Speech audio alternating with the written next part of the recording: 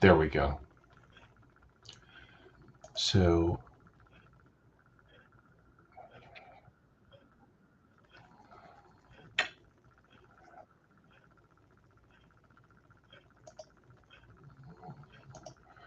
I have to mute the YouTube part. Hold on 1 second. There we go. So yeah, I'm I'm back. Uh, Mike Mabra Hunter, Mike Wall, Aegon Targaryen, Haunted Ghost Tube, Dana, how are you? Um, Thank you all for joining. This is just a last minute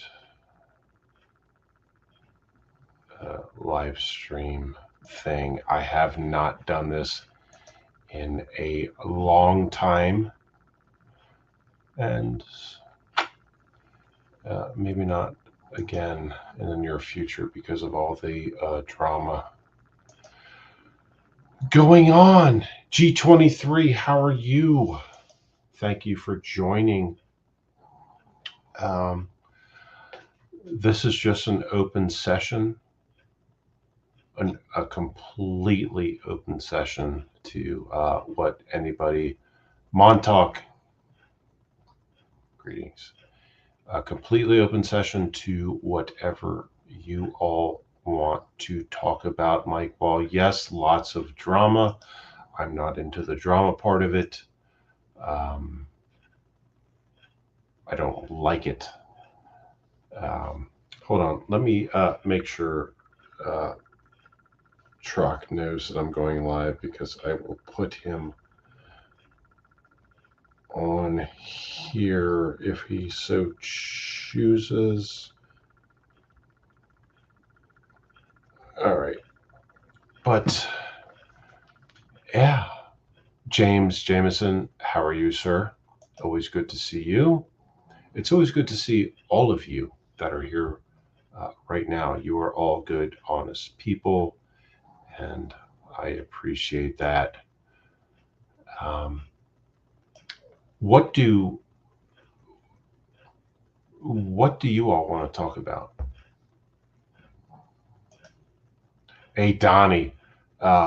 Yeah, we got some rain here yesterday, and it's the first time in quite some time. So it very much needed. So we got some rain here yesterday, but not today. And it's been, like I said, it's been the first time in a while. So much needed, much needed. Yeah. Does somebody want to bring up a topic or come on to speak or bring up a topic or that kind of thing? Because it's all right. I'll drop the link. You know what? I'll drop the link. I don't care. I don't care. I don't take sides. I'm just me. It's whatever.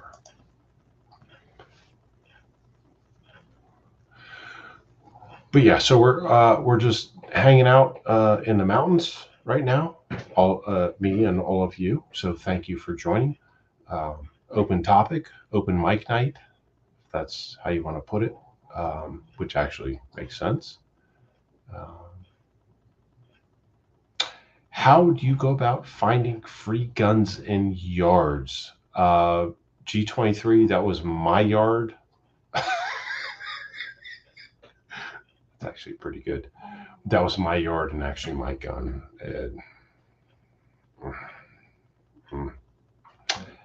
It was, I don't have to tell you. You already know. It was. I was trying to be a clown. That's it. Donnie, Mrs. Smith is doing well. She had her hopefully last cancer surgery on Wednesday, and she is recovering for the next few weeks. So thank you for asking, and she is right now doing well.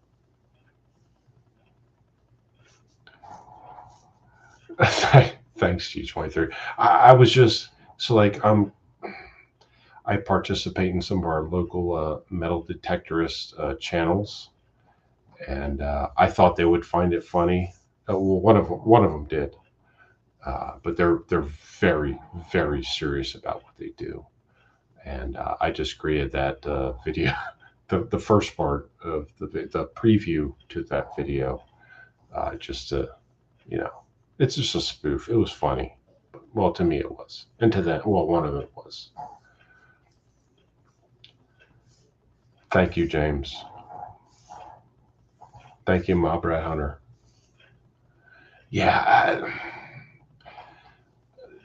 So, like, as far as a metal detecting goes, I have a like an amateur metal detector. I've only found a couple, well, a few cool things from it on the beach and here in the mountains, World War II related. But I want to find Civil War stuff. I really do. I want to find Civil War stuff. But it's what I have is not the best to do it. But I watch the experts. I watch the professionals. Aqua Chigger, great finds on YouTube. I watch the experts that are in my local area, and they know what they're doing. I try to follow along. I'd love to go out and hang out with these guys and just see how they do it and things like that. Learn something. Yeah, but I don't know. Mike Wall, the most expensive metal you found? I have not found anything expensive. The coolest thing I found, well, things I found were from World War II, and both on the Atlantic coast, and then here in the mountains where I live next to an old Army fort, Fort Ritchie. So expensive. Nothing for me, dude. Jesse, thank you for joining. It's good to see you. Oh, James, there's actually where I used to live and work on the Delaware Shore. There's some actual old Spanish wrecks, sunk Spanish wrecks, and they're still finding coins to this day. And it's amazing. And one of my good friends actually owns a store and a museum on the coast, and they actually host a lot of the finds from different wrecks found along, the coast. It's pretty cool. Like it's amazing what's still out there. Like people are swimming in the surf and things like that, and they have no idea what's underneath their feet. Tommaso, greetings. Kamel, always greetings. Thank you. Cantaloupe Jones, greetings. Thank you all for coming on and watching. This is a last minute thing, and it was very unexpected, but man, I don't know how you all feel. Yeah, that's right, James. You are correct. And there's lots of wrecks out there and lots of stuff still washing up. Not just from the wrecks, World War II, like things like that. I'm just talking about the Atlantic, the East Coast, Atlantic Ocean beaches. But yeah, there's a lot of stuff still washing up. Mike Wall, no, I do not watch sports in general. Sorry. I have nothing, like, people want to watch sports. I don't do it. No offense. No offense at all, but I just don't. Growing up, I played baseball, basketball, and soccer for many, many, many years, but I do not watch sports on TV. Yes, James, I've heard of Oak Island and their diligent effort to look for the treasure. They had some good success, and they've had some, you know, they've also had some, yeah, Oak Island. If anybody's not familiar with Oak Island, look it up. Oak Island is known, or at least historically suspected of being a treasure trove that's buried deep underneath the earth. But it is a series. So just look up Oak Island either on YouTube or your whoever provides your cable TV, internet type thing. But Oak Island, yes.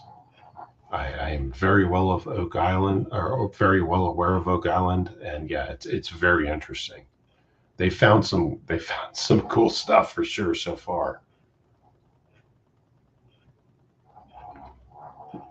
But Oak Island, they are looking for a treasure trove of things. I apologize for my voice. It's been a long week. It's actually been a long year, but yeah. Tommaso, yes. For me, I didn't watch sports in the first place, but if anybody is kneeling during the national anthem, I take great offense to that. I agree with you. Yeah, yeah. That's even more reason why I don't watch sports. So, yep. Oh, Mike Wall, yes, there is a ton. There's an absolute ton of treasure in the ocean floors. And the thing is, a lot of it is close to shore. So that's just my experience. Thank you, Donnie. The mountains are, they're very cold during the winter. They're definitely very cold during the winter. But I've lived in the city, I've lived at the beach, on the Atlantic Ocean, I've lived in the mountains, and now I'm trying to figure out where I'm going to finish my life, where I'm going to finish living my life. So, yeah. Oh, cantaloupe, that's actually happened on the Atlantic coast. And yes, you're right. Um, well, I'm not going to mention on here, but one of my friends owns a storm museum on the shore of the East Coast, and she has part of that in the museum. Make them an easier target.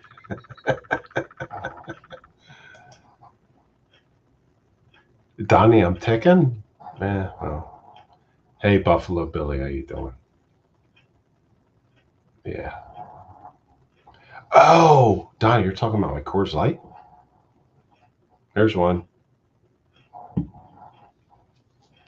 I got one. I'm just not. Mrs. Smith is recovering, and I got the pugs. I can't. I'm just being easy. So it is what it is. You know how it rolls. You know how it rolls.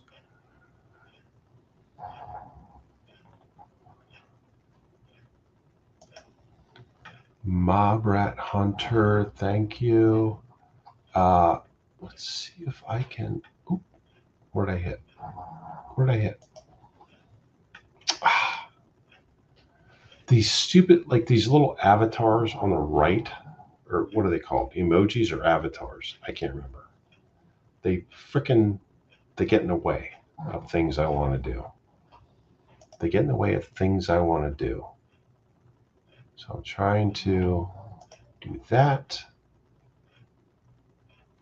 Trying to do that.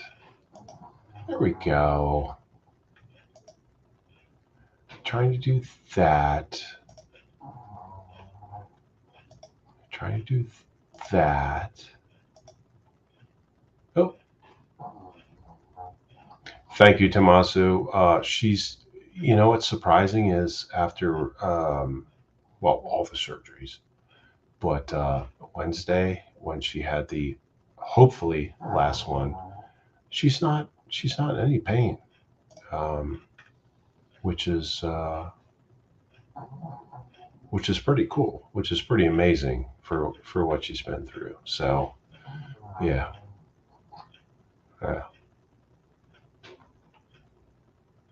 Yeah. So she's a tough.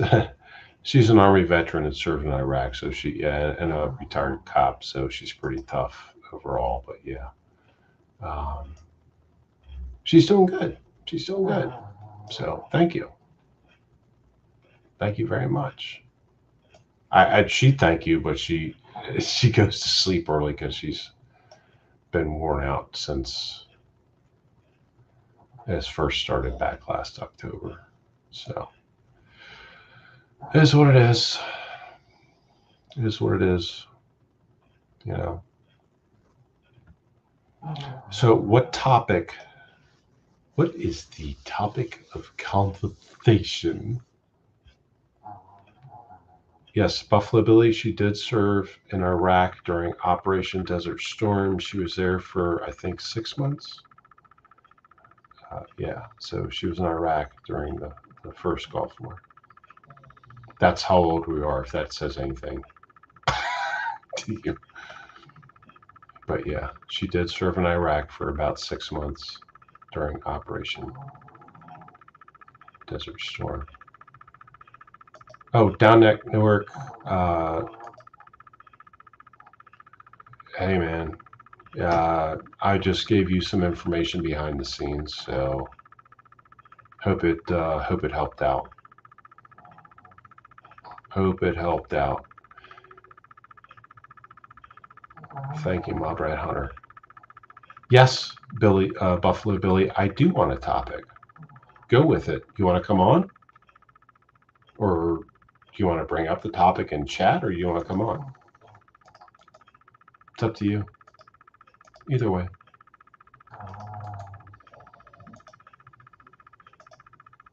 There we go. I dropped the link, so anyone wants it. There you go. Buffalo Billy, what is your topic? Do you have a topic?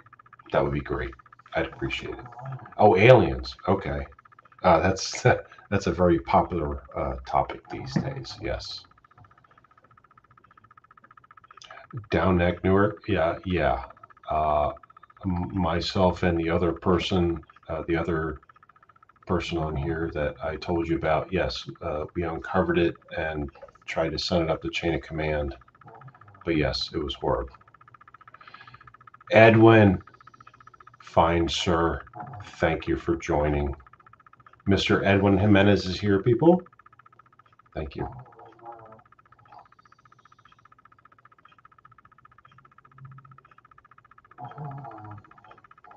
Who here has actually seen the videos, whether they're military or civilian videos of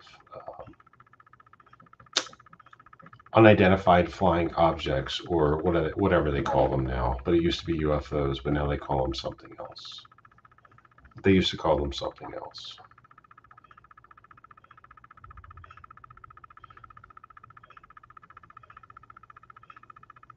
AA. God, I can't remember. Donnie, what are they called? They used to be called UFOs. Now they call them something else. What are they called, Donnie? Thanks, Down Neck, Newark. Yeah, the blue line. Yeah, unfortunately, law enforcement has changed forever now, and I don't like it. But I wasn't there when the change happened. But yes, UAVs. Thank you, Donnie. UAVs. Yes, thank you. UAVs. James, I think part of it is military, absolutely, based upon where I've been and what I've seen, especially in the Southern California desert. I saw some weird shit there, but yeah. 50 style. That's right. 50 style. Edwin, don't worry about it. We're just glad that you're here. You don't have to just don't worry about acknowledging everybody. Just do what you got to do. But thank you for being here, sir. As I always call you, fine, sir. So thank you for being here. Oh, Skinwalker Ranch. Yes. Skinwalker Ranch is pretty interesting. I watched the last couple episodes. Pretty, pretty cool. Pretty cool. Sunny Money, what's up, man? Thank you for watching. Thank you for watching. You can listen. Thank you. We'll be here for a little bit. This is going to be a short show, by the way, because I haven't done live in quite some time because honestly, I've been afraid to with all the things going on online that I have nothing to actually do with. Yeah. Oh, Dana, you saw some weird stuff in Cali in 2016. Well, I have no doubt. I have no doubt. I have no doubt. The time I spent around the Salton Sea, I saw all kinds of military stuff. I didn't see any UAVs, UFO type stuff, but I saw a lot of military stuff. Not just United States military, but I also ran into some foreign military that were there doing training, which is actually pretty cool. That was actually pretty cool. Yeah, Donnie, weird shit in the wine country, Central Cal. Yeah, yeah. Actually, part of my family owns some farms or some, what do you call them? I don't know what you call them. They do wine and apricots, like grapes, wine, apricots, and things like that. Yeah, out there. Or I guess I should say over there, not out there. Because I'm on the East Coast, I'm on the West Coast. Area 52? It's actually Area 51. Is a double bluff. Area 51, it's actually a combination base. It's mainly Air Force. Just like, so I live, for those of you that don't know, I'm a neighbor of Camp David. Camp David, which is on the top of a mountain, is actually a Navy base. So Camp David on top of a mountain is a Navy base. Go figure. Don't worry about it, James. It's not a big deal. Typos. Who cares? I typo all the time. Down neck. I'm not that great of a guy, but thank you. I'm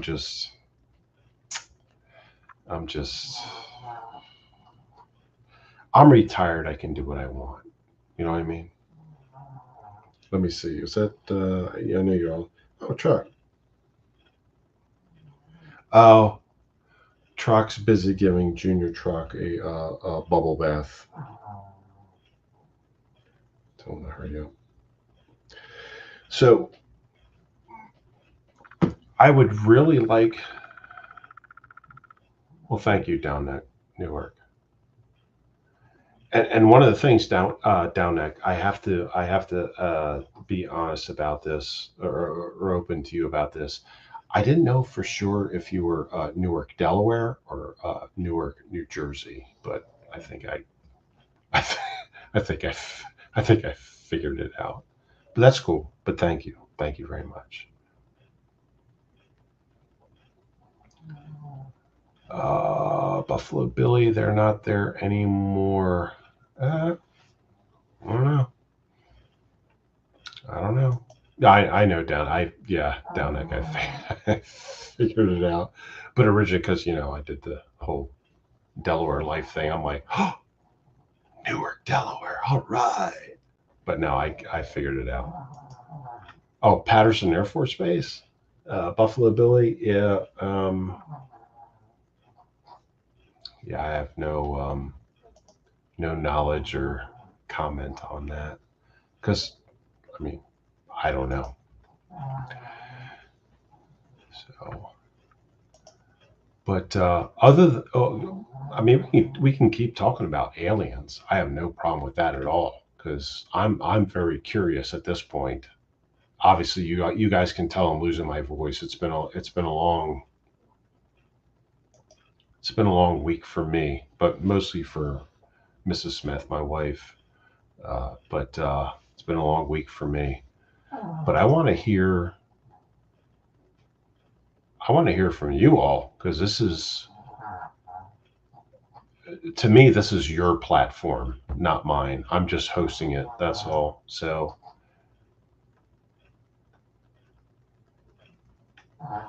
that's right, Buffalo Billy. I have no comment on it because I wouldn't know what I'd be saying. I I'm not going to make stuff up. I can't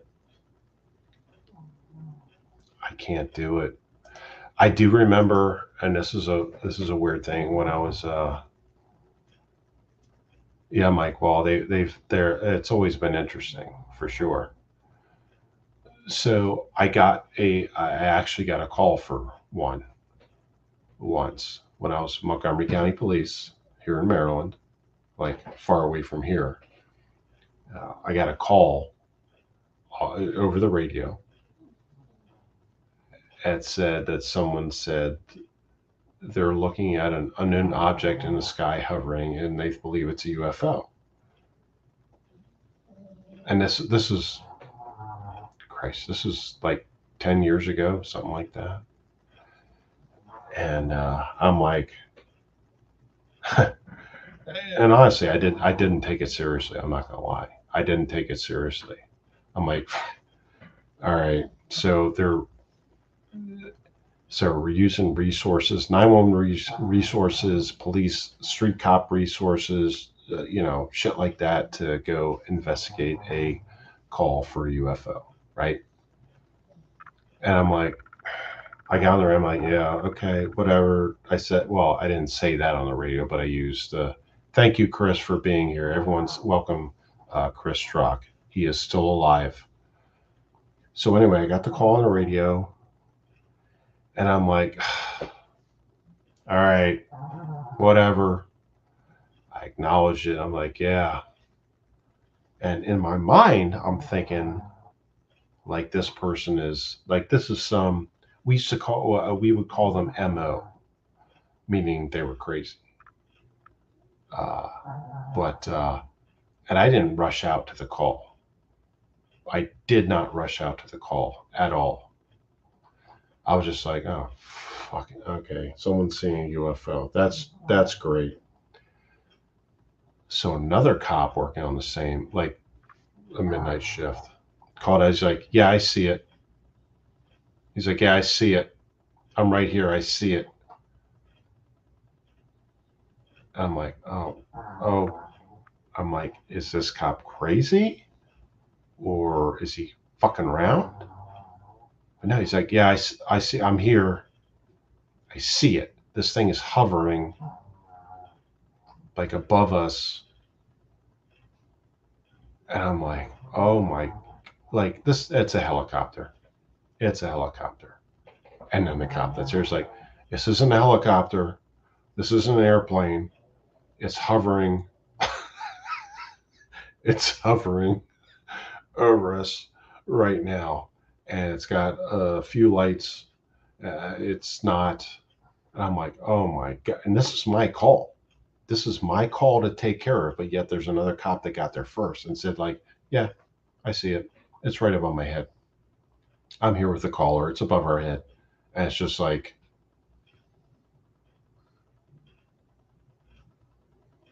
deadly. No, I'm not high. Thank you very much. But he's like, yeah, this is. He was like, I'm like, holy shit.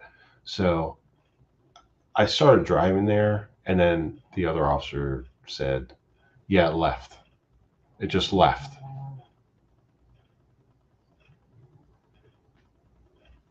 And the call got, like, he cleared it, like, it just left. Nobody knows what it was. 911 center, like contacted military and stuff like that in nearby Air Force bases, which was like basically like Andrews Air Force Base, things like that nearby DC, and nothing came out of it. Renee, how are you? Greetings. Thank you for joining. Deadly 30. You said this guy's high. Which guy are you talking about? Have a set of balls. Who are you talking about?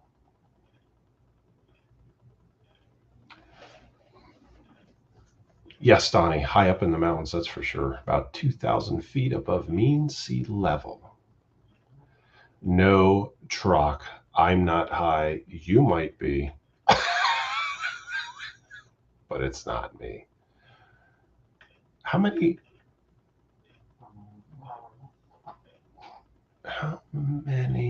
Okay, hold on. I gotta fix something here to make things right.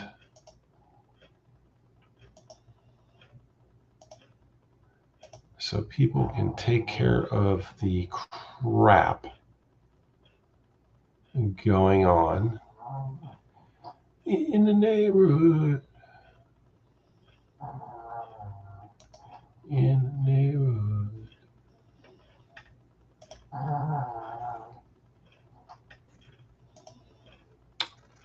For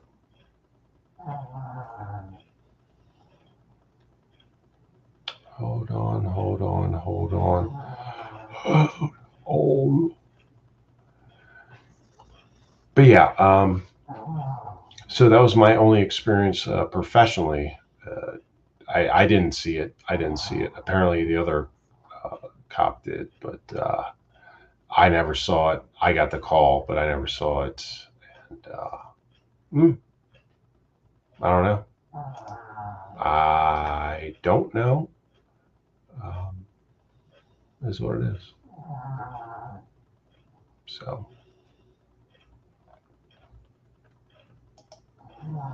hey, Dana, post again. Post a comment, please. Thank you. Sunny Money.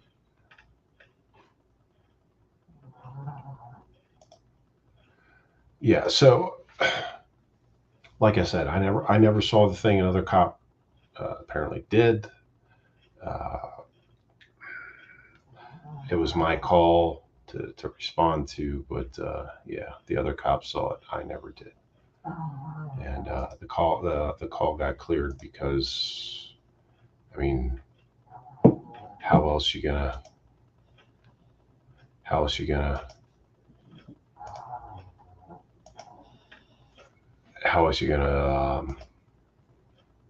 address a UFO? Address a UFO. Justice Tech Bros, thank you very much for stopping by. Love your new intro.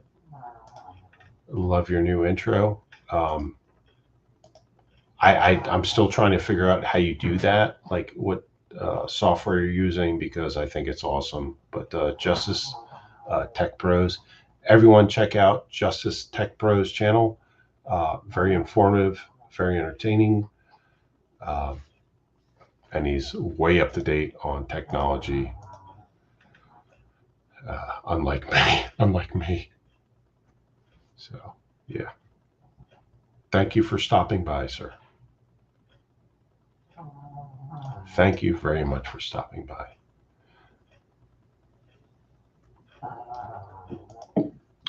So any other how many there's 13 watching. Okay. Hey, Mob Rats, how are you, sir? What's up, man? Thank you for stopping by. I've had a pretty trivial experience on here the last 24, 48 hours, as I'm sure you know. But thank you for stopping by.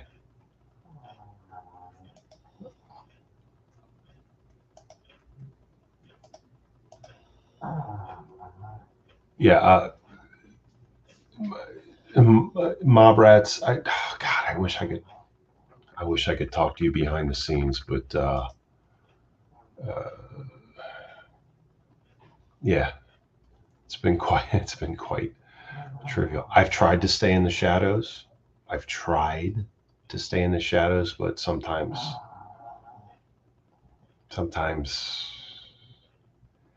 I can't. I have to open my mouth and be that guy. You know, I mean, it is what it is. It is what it is, MRE. I gotta. Sometimes my mouth runs in front of me, so it is what it is. But I don't know if Emery. I don't know if you've actually talked to Trocc. He knows what I kind of been messing around with a little bit, but it's just it's kind of fun, but it's also stressful because I don't like doing it, man. You know how it goes. You get persecuted.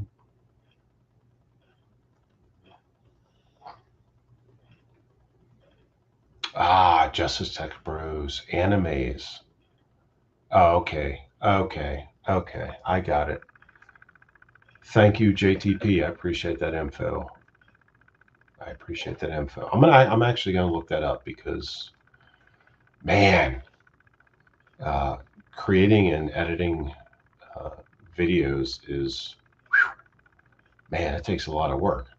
Just the one I did tonight took like 3 hours, and that was a short video. That was only like a 7 minute something video. That took like 3 hours to do. It was crazy. It was crazy. It was crazy. Yeah. All right, let's see. I'll drop the link for anybody that wants to come on. Hey, Minnie the Moocher, how are you? Thank you for joining this live chat. Thank you, Mike Wall. Uh, I'm not, Mike Wall. I and Jason. You know, Jason, welcome. Um, I think you all know I'm not afraid to. I've already doxed myself months and months and months ago. I'm not afraid to say who I am, and I bring the receipts. Um, and that's part of the video I dropped tonight. It's not. It's really not a big thing. It was just something that it was actually. I actually put it out there so family and friends could see it. But that's what it's all about. Oh, JTP, your older son is really into guns. He loves when you shoot and spotlight firearms. Actually, JTP, there is at least one more video this month that's coming out about firearms. And I think not only your son, but you will also find it very interesting because it goes back to World War II OSS, the predecessor to CIA. So that will be out there. Another one that my grandfather gave me. So that will be coming up in the next week or two, I do believe. It's already uploaded. It's already film produced and uploaded. It's just has a scheduled release date. Release date. So yeah, that should be cool. Hold on, let me go back to StreamYard real quick. Got to add MRE. Hey man. What do you got? A OSS thing or something? Yes. So I have another video coming up this month. Another firearm. Well, you've seen it before in private video, but not as descriptive as I do it in this video. Um, It's coming up later this month. Oh, interesting. Yeah, you got a Yeah. lot of cool historical stuff.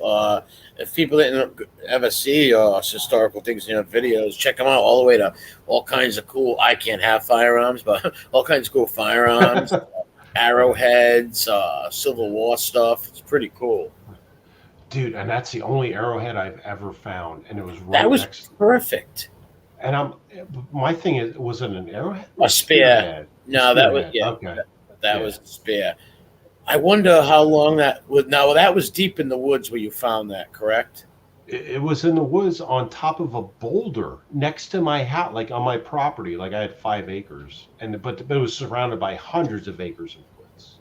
Do you think And it's Do you think it's possible that maybe somebody found it maybe 100 years ago with a bunch of other ones and put it there, or maybe that could have been there since maybe natives put it man, there. Who knows? man, Fascinating. I have no idea.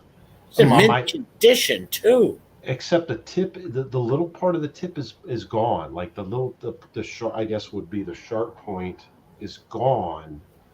But yeah, I was like, what is this? And I picked it up off the boulder after I was hiking around. I'm like, what is this?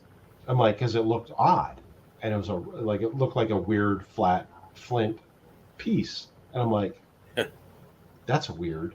And I'm like, oh, that's a Native American thing, right? That's awesome. But that's the only one I've ever found in my life. But yeah, Yeah, I have one arrowhead, but you can tell they were in the process of making it, and it just got, for whatever reason, thrown to the side. yeah, It was not in nowhere as good shape as that spearhead. Man, that thing was dude, in and when great shape. I'm telling you, man, that was like, and like you said, maybe someone found it before and put it on the boulder and forgot about it, and I have to come across it. I don't know. I don't know. Or I have maybe no maybe one of the natives from that tribe was working right there, right, and put a bunch of them there and just forgot that one. right.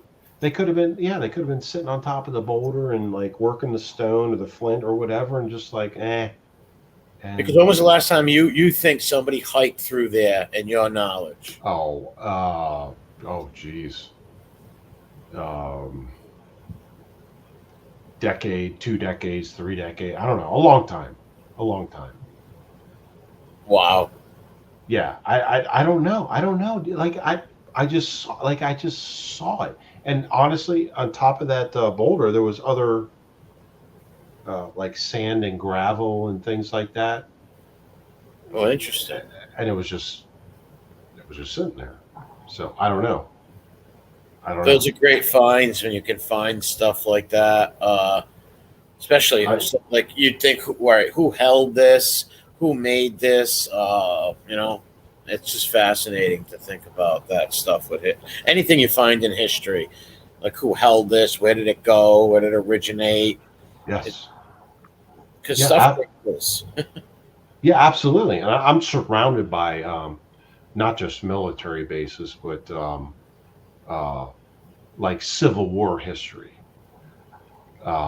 The closest thing I've found so far is World War II things, but I would love to find Civil War stuff because this was a major.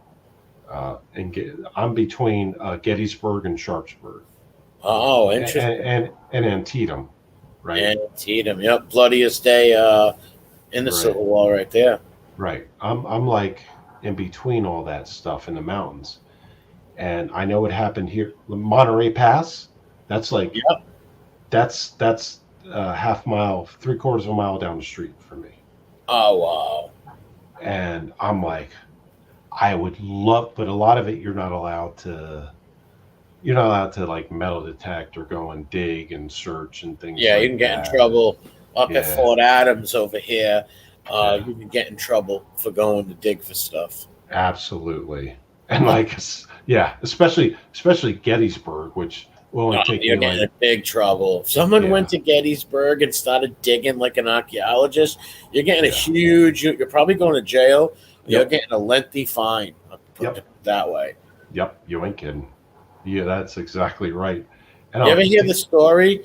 about there was like 9 Japanese businessmen, right? They were on a trip and they decided to go to Gettysburg and talk about business, right? And Mhm. they're on a little sightseeing too. They're all in suits, and they go there. And but when they leave, they told the people from the park, they go, "Thank you so much for putting that presentation on." And the people are like, "We didn't put no presentation." He goes, "Yeah, you had a bunch of troops marching."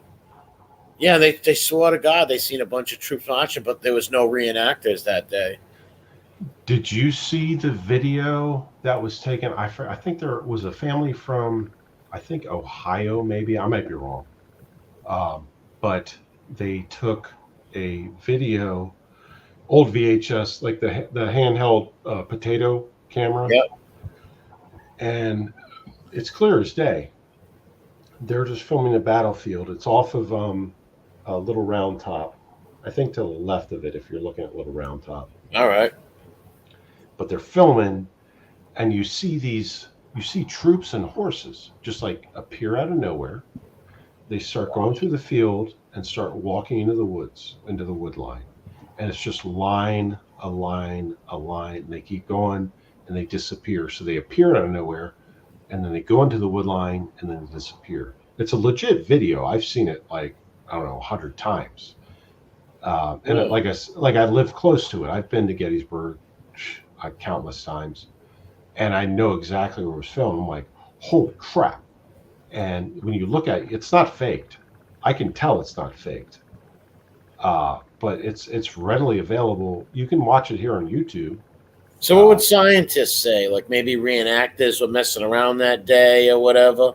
no, no, there was no reenactment. There was just a family out from, like I said, I think Ohio, where they were from. I might be wrong about the state where they're from. They're just out there and they're just like vacationing and they're like, hey, look, we're in Gettysburg and filming with a shoulder mounted potato. And then that happens.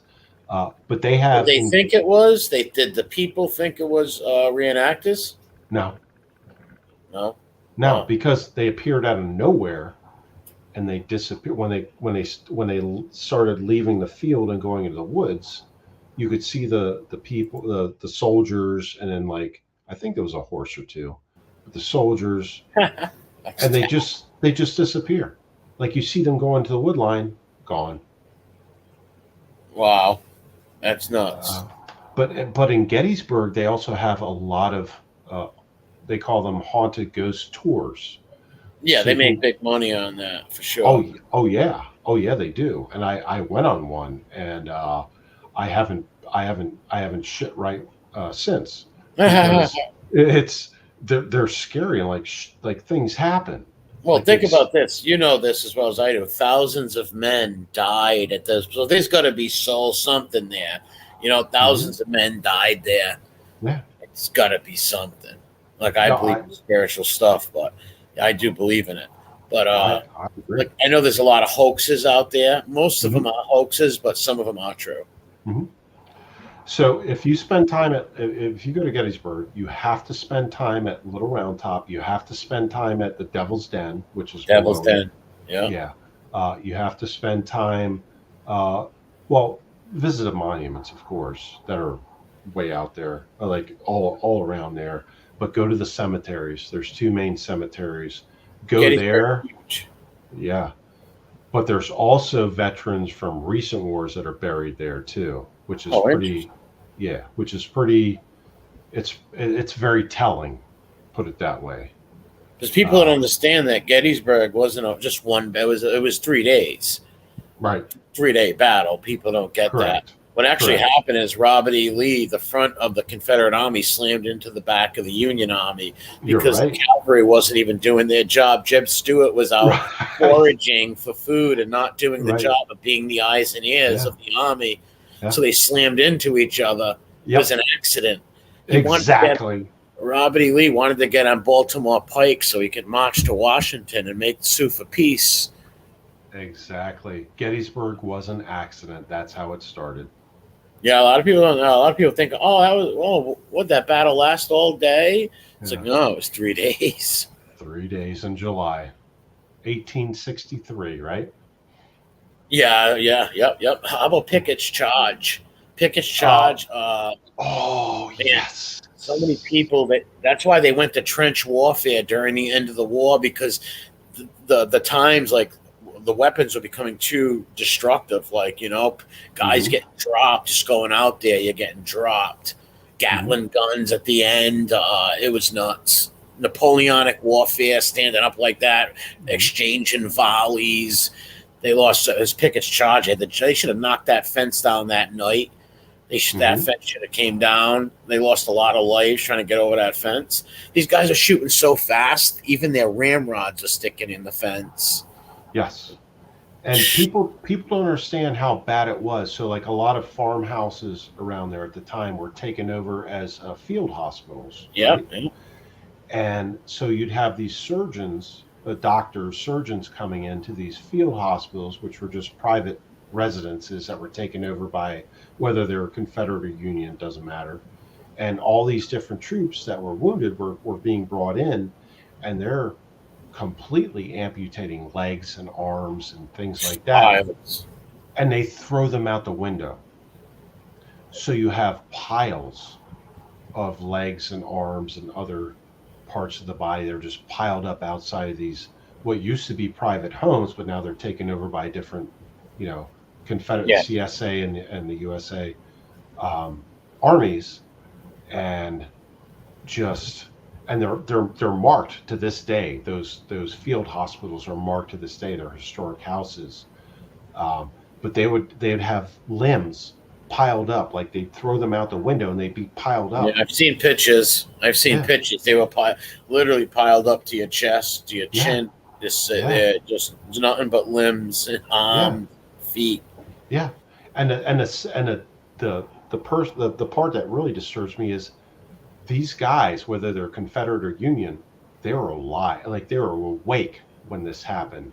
They're sawing off Oh their yeah, all. sawing them off. All you get, if you were lucky, if you were an officer, you might get some laudanum if there was any left. The other guy just got some wood in his teeth, and man, they would Hmm. cut you with a knife first, and then they Yep, start sawing the bone. You'd pass out. Most likely, you're gonna pass out during halfway, but correct. they'd cut you. Yep, they'd strap you down, hold you down, and Yep. cut your limb right off. And correct me if I'm wrong. That's where the term "bite the bullet" came from. Yes, yes, bite the bullet. Exactly. That's So exactly where when it you're comes going from. through one of those procedures, they shove a bullet in your mouth or a piece of wood, like you said, something like bite down on it to take the pain, take the pain, take the pain, because it wasn't modern. It's not modern medicine like it is now. It's the Civil War. Yeah, and there wasn't a lot of laudanum going around. And like I said, if you were an officer, you might get a little laudanum or morphine, Yep. if there was enough, But the Hmm. average guy, no, he didn't even get laudanum. He might get a shot of whiskey before it happened. Exactly, exactly. And the problem with that is though, because when the alcohol gets in the bloodstream, like it'd be You harder to bleed stop the more. bleeding. Right. Yes. Yeah. Exactly. Cantaloupe Jones. Anyone else have musket rounds from Gettysburg? I do not. However, I have some from Stone Mountain, Georgia. Well, I have Confederates. mini balls from Virginia. I found in Hopewell, Virginia, near City Point. City Point was Lincoln's headquarters during the Battle of Petersburg and the Siege of Yes. Petersburg. That was Yes. Lincoln's headquarters right there, City Point. So I found one of them in the woods over there. I found a mini ball. Dude, that's awesome. That is amazing. And that's a treasure. Yeah, yeah. I actually found a couple. I found one that was smashed totally. It must have hit a tree or something. Mhm. And then I found one that was just like a little dented on the bottom, so it must have fell out of somebody's pocket or something like Oh, that. so a dropped round that got squished a little bit. Yes. Yep. Okay. Okay. Yeah. That's awesome, man. I'm so jealous. That's Well, awesome. what I did, I actually went in. It's sick to say it, but I actually broke in a lot of the a lot of the plantation homes at night and just walked through with a camera and a flashlight. Because a lot of times when I Yeah. went there, they weren't open. I never stole anything. I would never do steal from Right, right, anybody, right. but I have broke into them, me and my cousin and stuff, and I would be in there for hours. You're like, dude, we got to get out of here. I'm like, oh, I got to read more of this stuff because everything's on the walls, plaques, all this stuff. It was pretty amazing. I brought Oh the yeah. Shirley Plantation where Robert E. Lee's mother was born. I've been to that one. I've been to a few. I can't remember all of them, but I've been to a bunch of plantations down there. Oh yeah. dude, if you ever came down here, I would take you to Gettysburg, like, and then Sharpsburg and Antietam, because they're all within close Very driving close. Because distance here. how many battles were fought in the North? Antietam, uh, Gettysburg, and Mhm. one other. What other one? There, Uh, there's. Well, are you talking about skirmishes too? no, not major battles. I know there's more skirmishes, yeah, but I'm talking about like major battles. What Antietam, Gettysburg, Monterey Pass. Monterey Pass. Yep, Yeah, Monterey and Pass. that was a retreat from Gettysburg, the Yeah, Confederate so retreat from Gettysburg. we can include that with Gettysburg then. Okay, Uh, yeah, that's fair enough. Yeah, what's another one? There's another northern one I'm missing, but Antietam was the bloodiest. Like I think we lost and 29,000 Americans that day. and Antietam was yes, Antietam was the bloodiest. Gettysburg is the one that changed the course of the Civil War, but Antietam Yes, was the bloodiest. Yes. yeah, because Um, we invaded the north. so we also have uh, Monocacy, which was that was a smaller battle. That was southeast of Gettysburg, Antietam. Um, I think There's a lot of skirmish. it probably goes more to Virginia at that point, Well, Northern yeah. Virginia. Oh, in the Eastern Theater, in the Western Theater, Kansas was bloody. Kansas was fighting Kentucky. They were fighting each other. Yeah, Over in the Western Theater was nuts too. But in yeah, the East, Lee was having success up until Gettysburg. That was the turning yeah. point. It was Gettysburg was a turning point, but like you brought up, which is true. A lot of people don't know. Antietam was the bloodiest and the deadliest. Yeah, you wouldn't want to be there. That's for sure. No, it's actually a really to go there and to walk it and to experience it. Bloody Lane, Buddy Lane, yeah, um, like that whole the bridge. You know what I'm yeah, talking about. yes, Um, like the whole thing, and because it goes over Antietam Creek. yep. But the whole place is just, it's so immense and amazing. You know what? They're still trying to take down statues from there. You know, like Yeah, they private. shouldn't do that. They shouldn't mess with history at all. They should leave historical statues up. Mhm. You're taken away from history. People can learn from this. Not only that, those people's ancestors should honor them and should be able to be proud of them up there. You I know, agree. it's just ridiculous. Absolutely. And these It, people that do it don't even know what they're doing because half of them will rip down Union statues. They don't care. yeah, they have no idea what. Yeah, they have no idea what they're doing. No, they just see like old statue, rip it down. It's nuts, but there's a lot of cool history down south. Like I said, I spent a lot of time in Virginia, going to see family down there when I was younger, and I was Mhm. fascinated with anything Civil War. When I would go down there, I'd be like a rabid historical junkie. I'm still like dude. I am trying to. I would love. I'm kind of trying to. I would love. There's two very great historians that do metal detecting in my area, Oh, and interesting.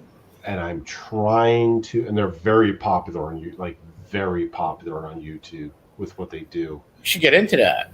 I know, but all I have is like this old cheap beginner's metal detector, Yeah. and like a little, I want to call it a spork to dig up stuff. You know what I mean?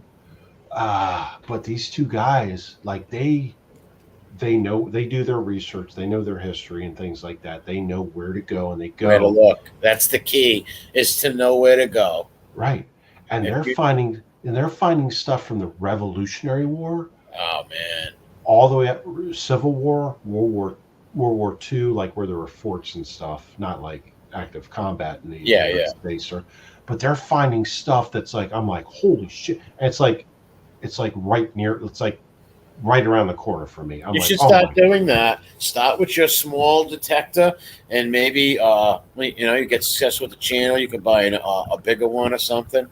It's just knowing where to look. If you know where to look and know your history, you could find stuff very easily.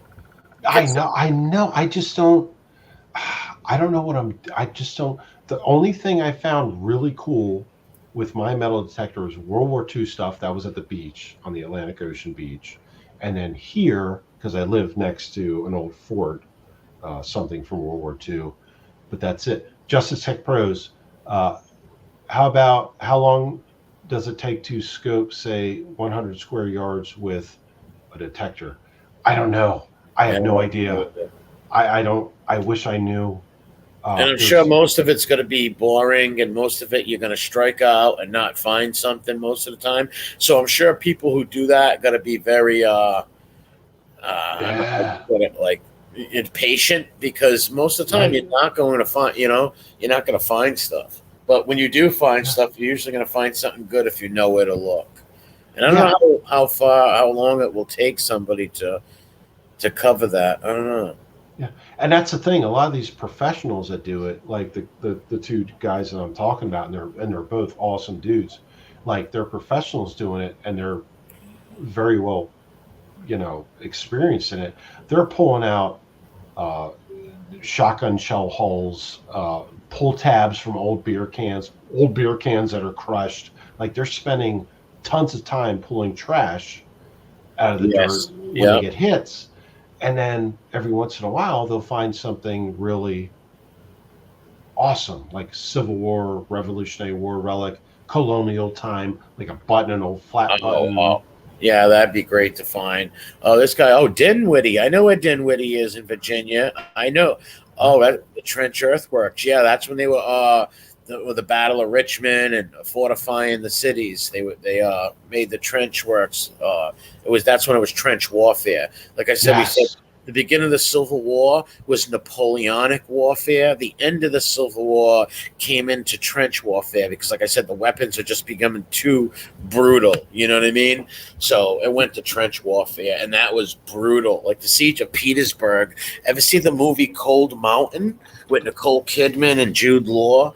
Well, Yes. they got a great war scene in that movie that depicts the siege of Petersburg. And what happened was they had the Confederates had their line, and in the Union Army, they actually had a group of Pennsylvania miners, and they said, you know what, you dig 100 yards from the Union line to the Confederate line under the ground and put all C4, all explosives down there, and we'll blow a hole in their line, and we'll train the troops to go right through there, and we'll destroy them, blah, blah, blah. They put so much stuff, it blows such a hole, right, that it's a big crater in the earth. And as these troops are run, now here's the funny thing is when they train the troops, they train a division of black troops, right, to Yes. run in, and they were trained, but they didn't use them because they thought it would look bad, like we're going to throw them in there just to get killed, the first people running in. So they didn't use them. Big mistake, because these black troops are actually trained Mm-hmm. not to go down into nothing, go around it. Mm-hmm. So they put another division in, and these guys just went right into the crater, and it was a turkey shoot, and they just got massacred. They said the blood was up to waist thick. There was just bodies on top of bodies. It was a turkey shoot. It was nuts. And in that movie is a great depiction of the Battle of Petersburg, the Siege of Petersburg, the crater. Some cool stuff. And Matthew, was it Broderick? So Matthew Broderick. Who's the dude that was in the movie that depicted that? Are you talking Oh, about no, that's Gettysburg. I believe you're talking. Oh, you're talking about. No, you're talking about the 54th Massachusetts. And here's my Yes, problem with the yes. movie Glory. My Yeah. problem with the Thank movie you. Glory Yeah. is the 54th Massachusetts were not freed slaves. They weren't country bumpkins like they depicted. They were all educated free men. Frederick Douglass had 4 of his sons in that division. So I was kind of like ticked off in the movie when they're all like ex-slaves and all this stuff. Like, no, these were Right. all like freed men of like the last 2 generations of their family. They were very educated.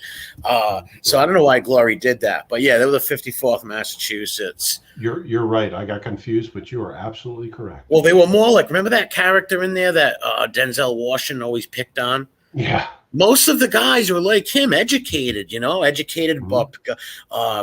blacks from Boston, all over. They were Mm-hmm. Massachusetts, so Boston, Charlestown, Mm-hmm. uh, all over Massachusetts. Right. No, absolutely. No, you're right. I'm But it I'm was a glad good movie. It was a good movie, it and they, was. yeah, What fort did they attack? Fort Lee, I believe, It or was South Carolina, yeah, it was South Carolina. on Yeah, on the beach. Yeah. on the beach. Yeah, that was suicide. That was they won a lot of medals for that right there. What you call it? What was his name? Bernard Shaw, who Oh, Broderick played. He died with them yeah, at there. He was yeah, killed with his men. yeah. Matthew Broderick played him, right? Yeah, that was his family were abolitionists from the north. Yes, from Yeah. Mass, from Yes, Mass, I from believe. Massachusetts. Yep. Yeah. Yeah. He was chosen. I believe he was. I don't know if he was at Getty or what. He was at a battle before that when they show in the beginning. I I don't, can't think of what it was. I don't think he was in Gettysburg, but No, I don't believe so neither. I'm off. But yeah, that was a good movie. Don't get me wrong. But I wish, with all movies, I wish they always stay historically accurate, no matter what it is. right. Don't deviate at all. And I get they got to do stuff for Hollywood. But Did you see speaking of that shit, the movie Gettysburg? Did you ever actually see the scene where the car's driving behind in the scene? They left no, it in there. oh really? Yeah, That was there's a good actually movie. I liked it. I liked Gettysburg and Gods and Generals. there because they actually filmed it in Gettysburg. Well, a lot of it in Yes. Gettysburg, but there's actually a scene in Gettysburg where they're filming. There's actually you can see a car driving in the Oh my distance. god! But they left it in there. Yeah, terrible editing skills. It Like, was well, they didn't. I mean, they didn't. well, they It's probably funny, could. though. Well, they had all these reenactors. They probably like, hey, listen, we're not Yeah. going to get this again. So Yeah. I mean, anyone could see. I mean, you just look it up on you. It's there. You can see it. You're like, holy shit! Like the movie Gettysburg, and there's a car driving by off the battlefield. You're like, yeah, and the other thing is, I can't remember which part of the battlefield it was, but anyway, they had like modern Anderson windows in one of the in one of the buildings. Oh, Renee Kelly, geez, yeah, I know what Yeah. you're talking about. I forget what act that was called. Oh man, during the Revolutionary War, what was it? The Douglas? I forget the name of it. What act it was? Somebody Google it. But the British did that, yeah, and 30,000 slaves from Virginia alone left their masters and joined. What the hell was the name of that act that they passed? Oh man, I can't. It drove the South crazy when that happened. Can't think of the name of it, but if you Google it, it will tell you the name of it. But that was very strategically smart done by the British, though. You know, very smart by them. See, the key with the Revolutionary War was spies, also. Oh, yeah, and also militia. Oh yeah, Minutemen, all the militias, big time. But it was much more sophisticated than that with Washington's spy rings on Long Island and stuff. Very sophisticated, Magic Ink, the whole nine. Look at Benedict Arnold and Andrade. You know, look at the treachery right there. Like that's why Benedict Arnold's always been such a fascinating character to me in history, because he wasn't a coward. He was a traitor. But people get it mixed up. He wasn't a coward, though. Like Arnold, if it wasn't for Arnold, the revolution would have died in its infancy. You know, his assault on Fort Ticonderoga and what he did at Saratoga, and he didn't get the credit for it. Gates got the credit for it. He was so pissed at that. This man was known by the Indians. He carried a tomahawk. He fought in over 14, 15 duels in his life. He like Arnold would challenge you to a duel in a heartbeat, and he would say to them, if your Umbridge would like to meet me at high noon, we will duel with saber, pistol, or tomahawk. And people were terrified of him for that reason. And the thing is, and a lot of people don't take into consideration back then, like they didn't have email, they didn't have text, they didn't have cell phones, they didn't have telephones. I don't know. It took how many weeks for messages to get across to the sea? Forget about it. Exactly. You had to have a runner to pass a message. So you got horse or ship, and that's how you pass messages. And it took a lot of freaking time. Oh yes, so just like Paul Revere, the Midnight Ride, that wasn't Paul Revere alone. That was him and dozens of other men passing messages for everybody to get ready at the Battle of Concord. Yeah, in Concord. Yeah, they didn't have Sprint. They didn't have Comcast. They went right in all through the night. Just you know, like literally for days and nights. Yeah. and it would take them literally days and nights and weeks or whatever to get They had a one pretty good simple. system, though.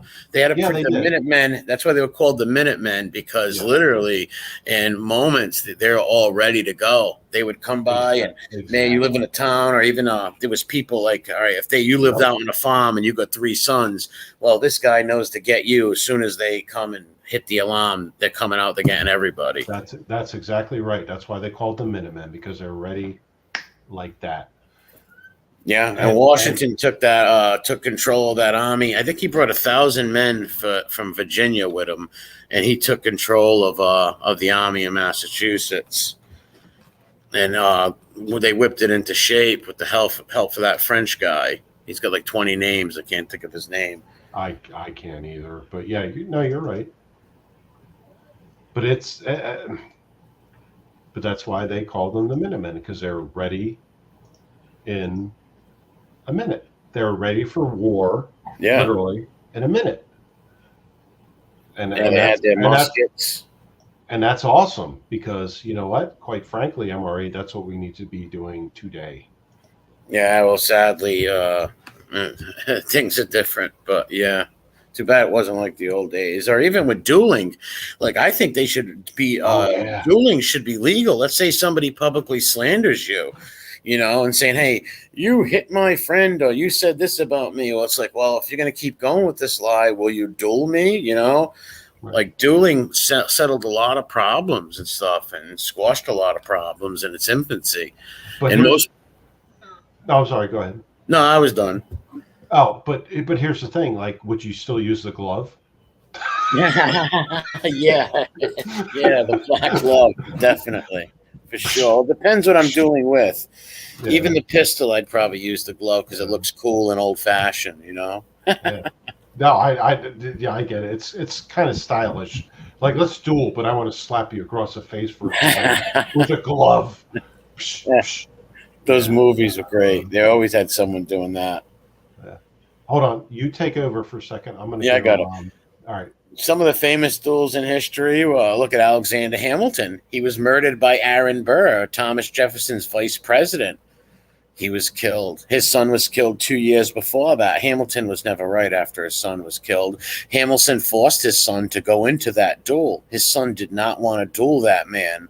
He forced him into the duel for the honor of his family, and Hamilton lost his son. He was never right after that. And him and Jefferson were mortal enemies. And him and Burr ended up having a duel, and Burr killed him. Aaron Burr. He was a what's the Burr? Where was he from? I think he was a Vermont guy. Burr in New York, one or the other. But him and Hamilton hated each other.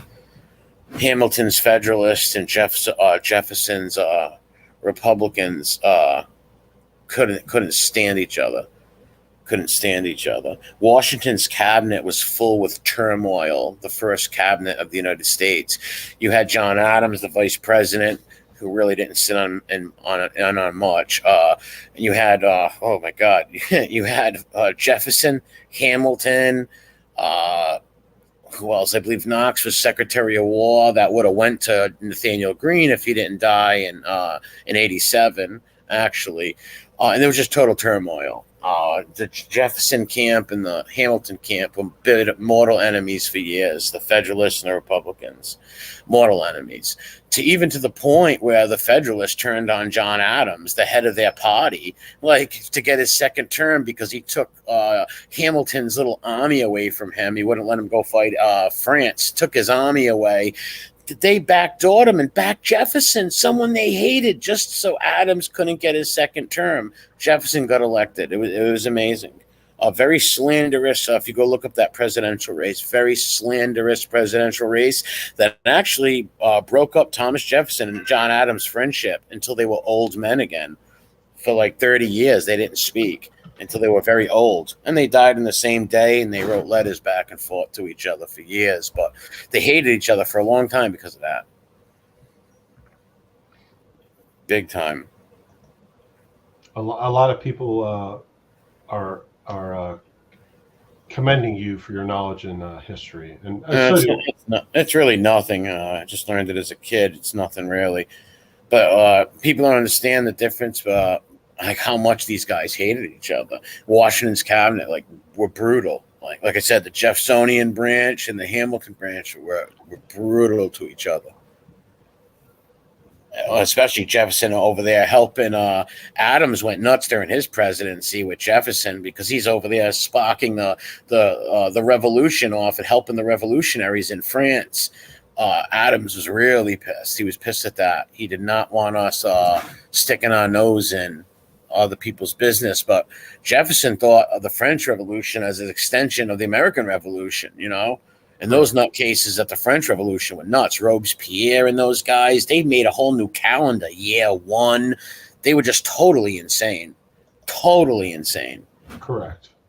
I agree. Oh, Renee. Yeah, Tommaso, I agree. If you did something goofy when you were 19 and paid your debt, you should still be able to own a gun and defend yourself when you're 40. Correct. So how come in this country you can be a United States military, I don't care what branch you're in, and you could be 17, 18 years old and be trained in a firearm, but yet you can't go out and purchase one, like in the civilian world? Like seriously? Like That's crazy. you're actually trained as as military personnel, whether you're 17, 18, whatever, you get early enlistment or whatever, and you can't go to a gun store and buy a firearm. I think Colorado recently passed a law. Actually, I think it went into effect today. So if you're under 21, unless you're active duty military or law enforcement or blah, blah, blah, you can't purchase a firearm because federal law says 18. Federal law says 18. You can purchase a rifle or a shotgun, 21 for a handgun. But now all these states are making these laws. If you're military, why can't you, or if you're, whatever, why can't you purchase a firearm if you're of age under federal law? All these states are contradicting federal law. Yeah, that's ridiculous. MRA, it's getting out of hand. It's getting out of hand. Yeah, it's a shame. I believe everybody should, as long as you're not a real violent, if you're not a violent offender, or let's say somebody committed some violence when they were young, and then they get older, yeah, they should let them be able to defend yourself. It's your God-given right to be able to defend yourself. And criminals and bad guys are always going to have firearms. So, and if you think about it, most places with a lot of guns, nobody's robbing people. Nobody's breaking in homes. Nobody's mugging the guy with a 45 on his hip with a cowboy hat on. It's just not happening. Right. Who's gonna? Yeah. You think about it. I just thought about the scenario. Sorry. But yeah, it's mostly these yuppies and these what I'm talking about, these real blue states, these yuppies that it's amazing. Yeah. No, I'm sorry. I'm just still figuring. I'm still picturing some jackass with a cowboy hat, kicking in the door and going "Give me your money." Yeah, that don't happen. Oh my God. And they don't try to rob them people, even women. You see some girl, let's say some creepos out there. You see some girl with a baby 9 on her hip. With a Budweiser hat or something on, anything. You ain't going to try to rob that girl. Oh, especially if she's wearing a Bud Light hat. Well, Bud Light maybe, but yeah, you ain't going to rob her. Say she's got a tractor on her hat, whatever. She's got a 9mm. She could have a little propeller on her hat, and they still ain't going to rob her if she's got a 9mm on her hip or try to harm her. Mm-hmm. And it's always that's the case, too. And especially with all the school shootings and stuff, they got to have some sort of offices or something that's trained to, maybe a principal, I don't know, something in them schools to protect them. Something. I mean, it's not like it used to. That it's not like it used to be. I just think it's crazy that they hear all these gunshots in these schools and they have to wait. They're giving them orders to wait. No, there should be some protective school force or something so these psychos can't hurt children. Well, remember they defunded the police, so they're not around anymore. Which makes no sense. Like people always see my channel and think I hate cops and stuff like that. No, not at all. We need man must be governed. You need police. If you don't have police or cops, you are going to have innocent people just the strong eating the weak and just abusing people constantly. You need to have a police force. You know, Well, that's look, just the way it goes. well, look at San Francisco. That's a prime example Yeah, of nothing but what you're victims talking and about. people getting Yeah. brutalized. But I'm not a cop anymore. I was for 30 years. I'm not anymore. So I But in don't any have. society, though, you everybody's got to agree with that. In any society, there has to have you got to make sure the strong don't eat the weak all the time and abuse people and hurt people. No, So you need something there to protect people, and it's not counselors. Counselors and everything. Like, hold on a minute. Why are you sad? Why are you holding that gun to her head? Are you sad? Like that's not going to get the guy to stop. no, It's really not. no. Only the use of force is going to stop somebody from using deadly force. Yeah. So deadly force against deadly force is actually how it works. That's been my experience in training. Oh, Tommaso, you've been carrying for 45 years, never pulled your gun on Yeah. anyone. See, most people, Well, same thing. good, Wow. good. You're lucky you've never had to pull it. So good for you. And I keep. hear that it's mostly the case. If you ask most people who carry guns their whole lives never even had to use them. You know, most When people. I mean, no, obviously some people use them, but I think they did it in a study years ago. Most people with firearms, nobody tries them, so most don't have to use them and anything like that. You know. Yes, and outside of the law enforcement perspective, MRE, I can say yes. I've as long as I've carried outside of on duty, Yeah, I don't mean I've police never. officers. Obviously, they got that's their job. No, They're yeah, but gonna be still, putting higher stakes of that happening. But the average citizen who carries a gun all the time, no, most likely is never going to get tried. Someone's not going to try to rob them. no. I'm just saying outside of law enforcement, carrying like I'm not uniformed and on duty. I've never had to use my firearm, which is awesome, and that's because I'm scared to death of guns. I fucking hate guns. I know my channel name, I know what I do, and blah blah blah. But if you ever get shot, if you ever have to carry one, if you're put in a deadly force encounter, firearms are fucking horrible. Um, I used to own them. I had them for like 10 years. I owned them. I was allowed legally to buy them. You know. yeah, well, you got screwed by the yeah. Yeah, there Well, I'm was a not. glitch. I guess a glitch or whatever. For years, my thing didn't come up. I even went down to the attorney general's office and looked myself up because what happened was I had this girlfriend. She's like, "Why'd you lie to me?"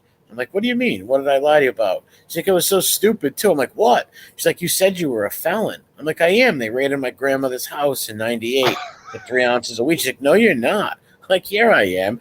We look it up. I'm having my brother look it up, my cousins, everybody. I'm like, you know what? Let me go down to the attorney general. I went down there. They're like, no, kid, get out of here. You are not a felon. I'm like, so if I go buy legal guns right now, they're like, yeah, kid, get out of here. So I went and bought legally guns for years from all different not pawn shops, gun shops, Mhm. all legal. And then one day, I guess it popped up and they came and took them away. But for those years, I used to love going in the woods and shooting at targets and stuff like that. It was real fun. Well, I'll tell you this much: if you ever come down here, and please don't bring truck, but if you ever come down here, I'll let you shoot all kinds of fucking cool stuff, and it'll be legal. Yeah. Yeah. Well, like I said, I don't have any other crimes or nothing. So I only have a 1999 marijuana felony. So Oh hopefully the my state's going to god! throw it away. Oh my god! You fucking like Ain't you it? a fucking cartel motherfucker! Oh shit! Yeah. Career criminal. Fucking asshole! Fucking And it's legal over here. They sell them in stores, marijuana. They'll sell I, marijuana in stores. dude. You know how much time I spent doing drug enforcement, and now all the shit I spent like years doing is now legal. I'm like, seriously? Yeah. Like you That's what. had me like I got paid for it, fine, but I'm like, seriously, you had me doing this for fucking decades and now it's okay. Well, look at these guys in California. These guys who got caught with like an ounce of weed 3 times, and they're doing life in prison. I think they let a Right. lot of them out, but there's the people that, if you get caught 3 times, the 3 strike rule. So let's say you get caught with a $20 bag of weed, and that's a felony 3 times. That's life in prison. That's nuts. It's so it's so stupid. I don't I don't care. Like personally, I don't care. I just did what I was told, like Yeah, trained and told exactly. to You do under had the to. law. Yeah. That's it. That's it. I don't give a I don't.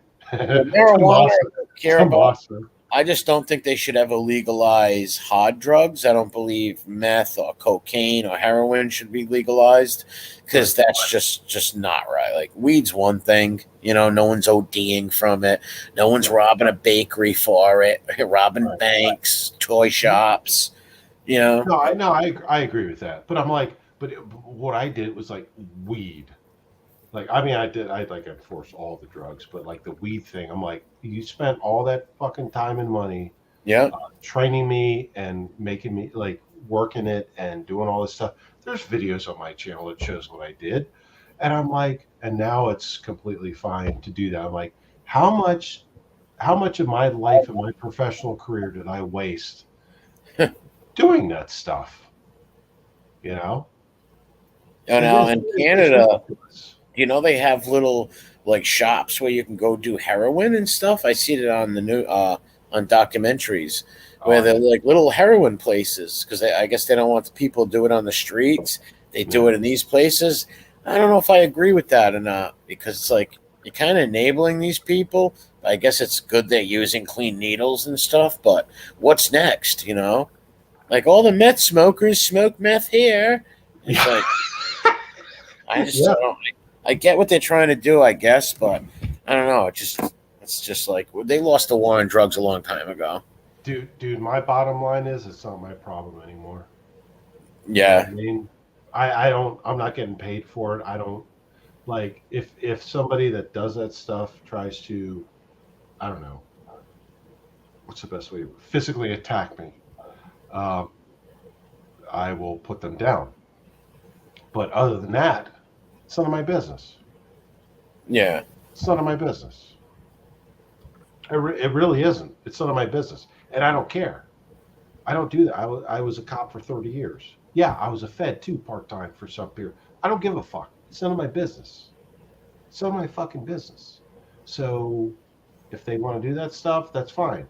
Just don't fuck with me, right? Just yeah. Do it in your own home, right, something like that. right, exactly. Just don't fuck with me, and Don't throw whatever. needles on the playground and stuff. Like over here, Right. like I'll go by the playground. I won't even let my dog go in there no more because there's all needles in there. It's like, come on, man, you can't throw it in the garbage. What if a little Yeah, kid that's steps on that? yeah, Somebody's dog, a little kid. yeah. And the junkies don't care. They don't fuck with that. No. I mean, they don't give a fuck. They don't give a fuck. Troc, Jim also, Troc smokes that much in a week. Jesus Christ. So, he probably does. He actually probably does. Loading NOS. What's NOS? NOS? Oh, that. That's what the Whippets. That kid Steve-O from. Remember the thing, Jackass, Mr. Smith. Remember that? Yeah, Well, one of the. yeah. I think he got clean. God bless him. But the kid Steve-O was hooked on these little like whipped cream. I don't know. You take a whipped Oh, cream. yeah, yeah. The whippets. The whippets. They Yeah, call them. this kid would probably buy 1,000 things of whipped cream and Yeah, just sit there all day and do them. And they really mess up your brain and everything. yeah, yeah. They call them whippets, and they'd sit there and they like you said they because it's got the what is it what's the thing that propels the whipped cream, the chemical, the air. Nitrous oxide, I believe. Yes, yes, thank you. And that fucks up your brain. Like that chemical that you just said gets into them when they do that, and that's what causes the damage. But yes, you're right. Yeah, and that lasts forever. I think that guy did Yeah, get clean off it though, and he seemed like he got back to his old self. But I'm sure that doesn't. I did see one. I like Intervention, the show Intervention. I'm a big fan of it, right? So I seen one time where somebody was on these They were on the whippets, but they wasn't the whipped cream kind. It was like something where you clean a computer with. I don't know. It was like some kind of air. So they buy whole cans of these things and literally suck on these cans all day and talk weird. Their voices are all weird and they get really paranoid and crazy. It was insane. Hey, MRA, I'm sorry, I don't mean to break the context of the conversation, but can you actually greet a good young friend of mine? He's the son of a good friend of mine, Colton Minnick. Oh, Uh, how you doing, Colton? That's a cool avatar. What is that? he's actually on the live stream. His father and I are the ones that go rattlesnake hunting, Oh, wow, really? and we're firefighters together, a Oh, volunteer. God bless. He's a firefighter. God bless. Well, Colton's his son, and he's actually on here. I just saw that. That's pretty cool. Oh, that's Col- awesome. Colton, shout out to you. Yeah, shout out to Colton and all the volunteer firefighters and the firefighters over there. Those All guys are right. heroes, pulling people out of fires and stuff. Yep. Yeah, Colton's a good kid. Yeah, his dad and I were volunteer firefighters together. What's the? Have you ever like had to go on a ladder or go in a house on fire? What was it like? So I did it for about 15 years. I was a cop for 30 years, and I did volunteer fire rescue EMS for about 15 of those years at the same time. But I did truck company, engine company, rescue squad. I did EMS, emergency medical, like ambulance stuff. I did it all. Like not bragging because it was scary as fuck, and it was a lot of training. Um, I got hurt, and look, it was just an adrenaline rush thing. Like I always wanted to be a firefighter since I was a kid, but I chose the police thing. If I was smart, I would have chosen the firefighter thing instead of the police thing. No, I'm serious, dude. That's what I learned over time, but it was too late. And yeah, um, it was all the fire rescue EMS thing was awesome, awesome, So awesome, what would the awesome. bell ring and you was all run to the fire truck, jump on it, and go wherever the fire was, obviously, right? Yeah, wherever the call took you. So I was a firefighter, then I was promoted to lieutenant, and then eventually captain in the fire rescue service. And it was What was the worst fire you've ever seen? the worst. We went to anyone that's on here that's familiar with the East Coast, uh, Delaware, in Dewey Beach. There was a new development that was constructed. There were gigantic houses, and we had about 5 or 6 of them on fire at the same time. It was an Wow, arson. It was an arson.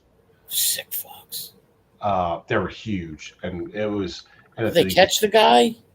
yeah, and at the exact same time that was going on, there was another call in the same county, right? Yeah, at the upper end of the county for another massive, like multiple dwelling house fires in Wow. another beachfront community at the exact same time. We were like the whole county was dried up, like fire rescue services wise at night, which was So this psycho lit 4 houses on fire? just in this one play in the one that I was on. Yeah, well, it was like Oh, 4 or 5. Yeah, yeah, yeah, giant. that's something you just don't do. I don't know if you remember this or not. Anybody in the chat remembers this. About maybe 20 years ago, 25 years ago, there was this weirdo who was burning houses and filming himself, right? Yes, yes. Wearing a mask and talking like all like, I'm coming for your children. I burn things. I love fire. He was a real sick bastard, man. He was burning homes that people lived in. Like this guy was a you shouldn't burn any home. I don't care if it's uninhabited or whatever. You don't burn a house down, people can die. You know what I mean? This psycho was burning homes.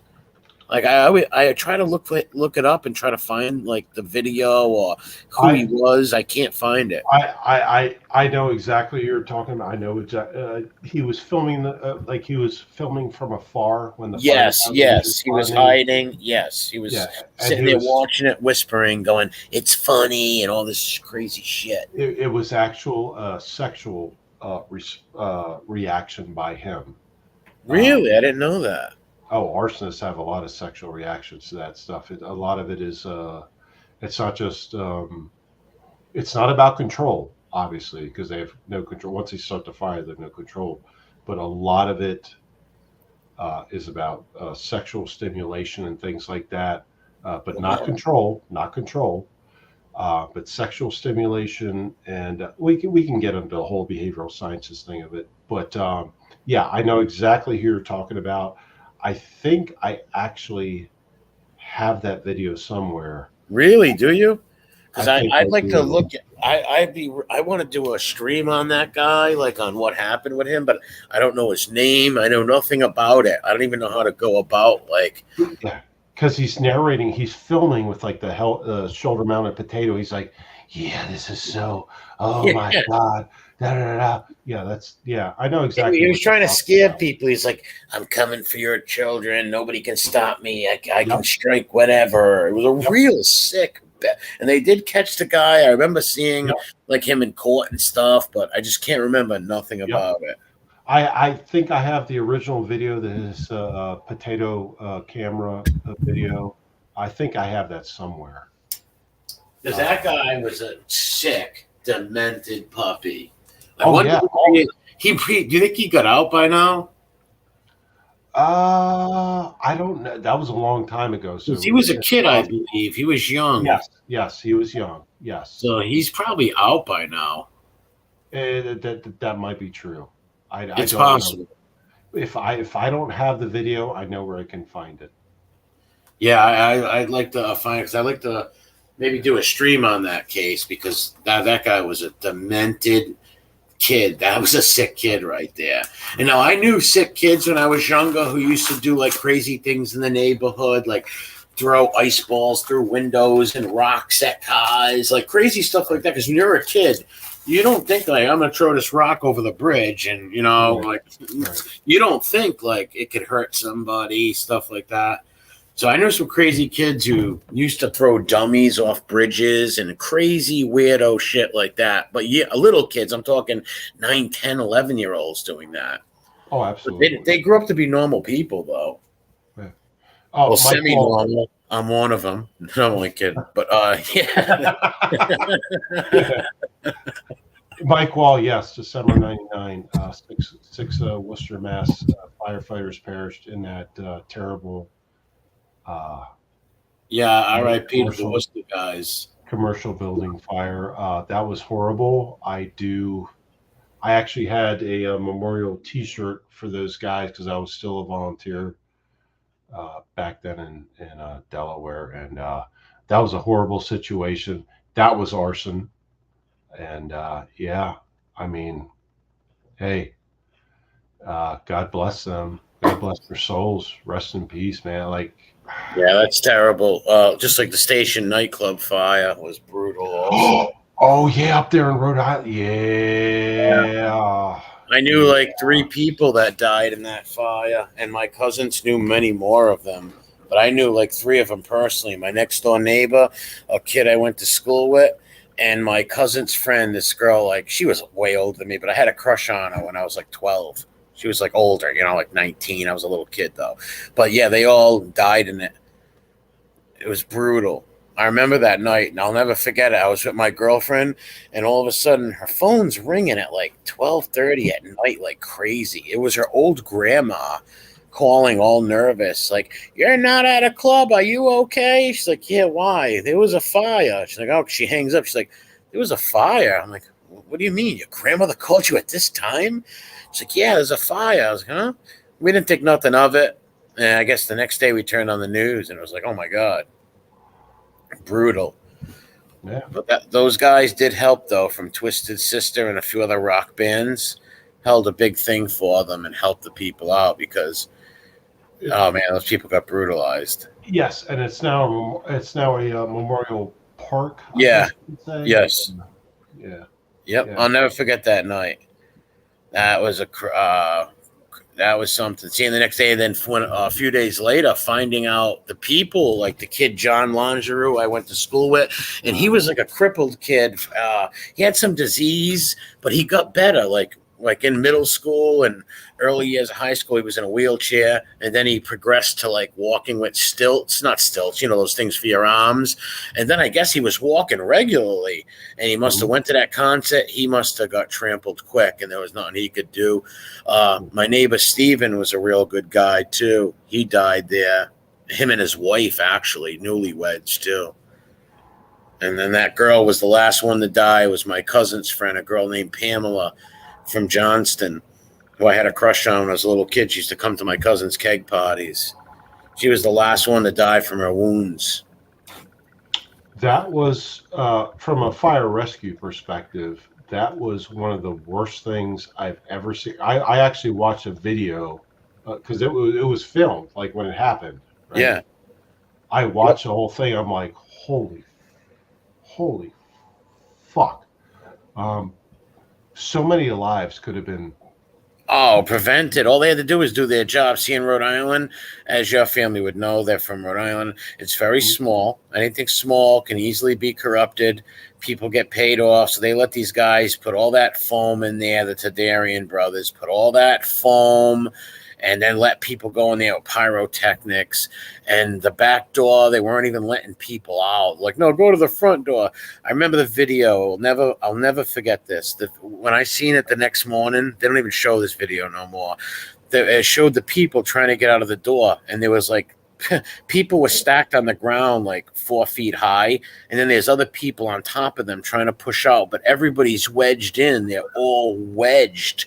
None of them. It looked like they were trying to get out of hell. It looked like they were escaping from hell. They were piled up, like Yes, and then there piled. was people on top of them trying to push out, but they were all squished in at the door. Friend, like some people got like luckily just got through and pulled out, but they were jumping in the snow. One lady, she put her arm in the snow because it was burnt, and when she took her hand out of the snow, all of her skin was gone.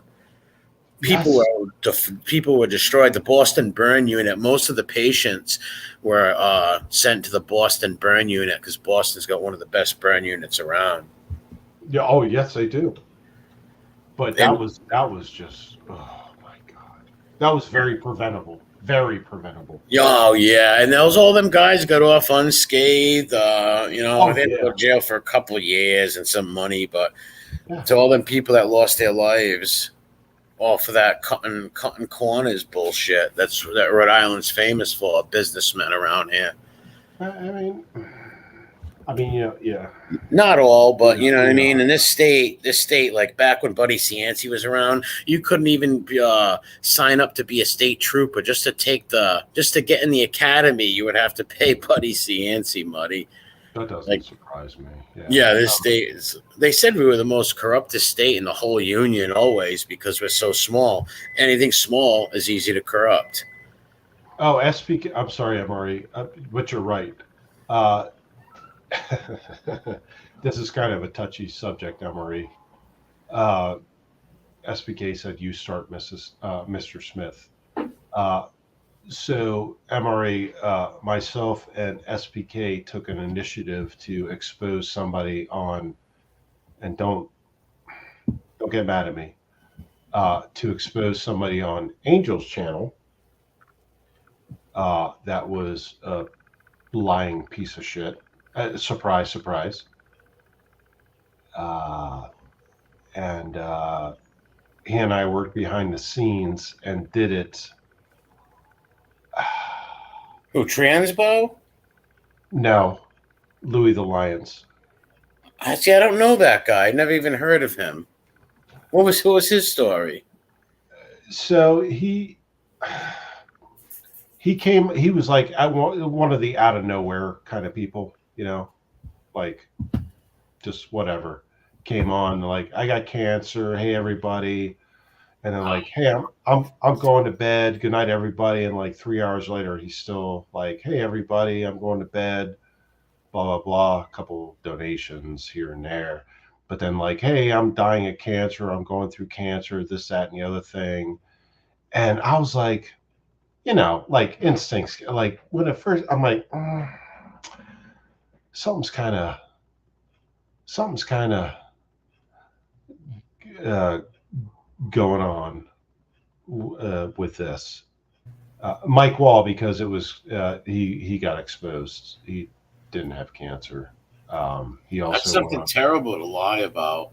Yeah, But you can understand in these genres, you are going to have many, many con men, many liars. You're going to have more of them than good people. yeah, Way more of those people, and yeah, they're always going to be out there yeah. preying on people, Right, on people's good spirit. right. That's right, Dana. He did eventually admit it. But so MRE, like I was like watching, and then I got in touch with SBK, and he was like, "Yeah, something's fucked up with it. Like there's something wrong going on." And he and I watched him for like quite some time, and then I caught screen like one time he was on Angel's chat with using three different screen names, and and I took a picture of it. I'm like, I knew it. Like this is something's wrong. And then SBK like did his own research. He found out some other stuff about him, different usernames, accounts, and things like that. I'm like, yeah, there's some. And then we both saw him on different channels, speaking and acting completely differently. Oh, what a shame! And we're like, okay, all right. So we got together, and I actually sent a message, and this is the best way I can put it, MRE. I sent a message up the chain towards Angel because I have no direct contact with Angel. Up the chain to be like, hey, this motherfucker's like something's wrong. Something's wrong, and somehow it got back, and Angel figured it out, and I know there's issues and stuff. It's none of my fucking business. But Angel figured, and she's like, yeah, he fucking he's yeah he was a Wow, fucking he must have been one of the degenerates that came over from the Rippers channel. It doesn't surprise me. yeah. Yeah. He came from somewhere, but Oh, yeah.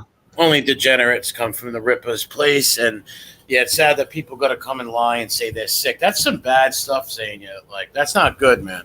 That's not good. no, I agree because my wife had cancer, and there's That's other right. people on here that went through cancer and have family and friends that went through cancer, and he's like, oh, I've got cancer, and he donated money. Was that money real? I don't know. Like, did it actually happen? Trying to get into the mix of things, or like, Yeah, that's all. That's part of the long con. You come in, you donate a few bucks, you look like you're part of the team, and then you start milking people with sad stories. yeah. Yeah.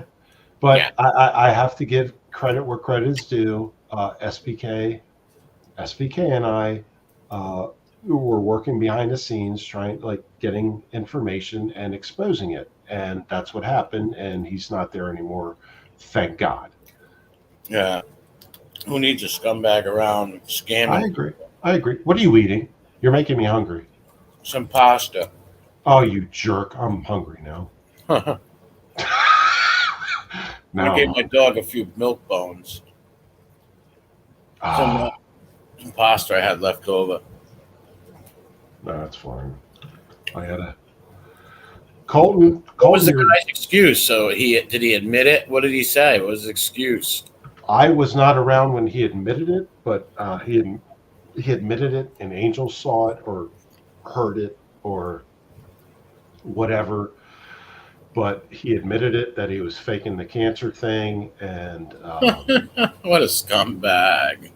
I mean, like seriously, and then Did like he I say said, sorry though? I Did he don't say, know. I don't know. I don't know. I have no idea. I wasn't there for that part. Yeah, he could take a sorry, shove it up his ass. You don't lie about stuff like that. God But will pay. God will get him. yeah, but the other night, Angel said, yeah, he was faking the cancer thing, and SBK and I were behind the scenes, working it like Dick Tracy, and yeah, it got taken care of. So that's a good thing. That's a good thing overall, regardless of. Oh yeah, no, it is a good thing. You don't want anybody around using that kind of stuff, manipulating people. It's Yeah, not good. yeah, You're a scumbag, man. See, yeah. people like that are just the lowest, honestly. Because No, I yeah. had family members who died from cancer, had cancer. Mhm. You had a what? It's no joke. I'd like to slap someone like that right in the mouth. Yeah, Like, it was fucked up, but I saw signs and symptoms right away. SPK caught on to it. We started working behind the well, scenes, good and job for you guys. well, I mean, SPK did a lot of outstanding groundwork, um, and I did what I did. Based upon my professional experience and training, I did what I had to do. But SPK did some good, very good groundwork. And yes, like SPK is saying right now, he'd log on 2 to 3 different names and have conversations with himself, which he did. Yeah, but con men. There's so many con men around, liars and con men. They're here for the buck. When they see vulnerable people and gullible people, they know who to. They know a mock when they see one. They know where they can come in and fool people. They're not stupid. Right. And there's a lot of them. You know how many times I had people leave messages? One guy said, "Oh, my wife's got cancer. All this stuff." He thought I was going to like have fundraisers. That's why I won't do nothing like that.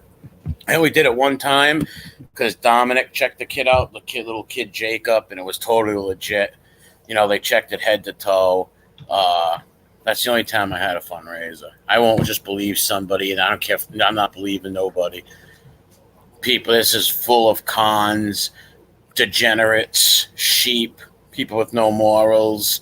Right. Uh, is filled in this, whatever you want to call it, genre, whatever. So people are going to be very wary. And I tell people, don't give your numbers to people. These people want to be social butterflies in the chat and exchange numbers with the real cool other person in the chat that they're always chatting with and they always agree and get along. Well, Right. one day that person's going to not like something you say and they're going to give your number out to people and they're going to try Right. to control you and bully you. But people don't listen. That's a valid point, and people should listen. MRE and I don't talk on the phone. I talk to Trocc, but Trocc's an idiot. But um, I don't talk to MRE on the phone. I don't talk to Angel on the phone. I don't talk to anybody on the phone. And I have to backtrack. Trocc's not an idiot. He's actually a pretty good dude. Yeah, attract good people. Um, Just a little crazy. I was just being a smartass. Like we But all are. yeah, but yeah, I don't, and people don't understand that. Like you can be here on.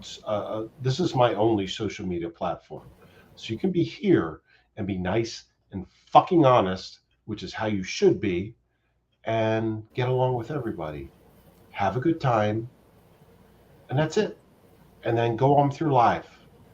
Go on with your life and be just be yourself, right? Yeah. And but a People lot of people don't. don't.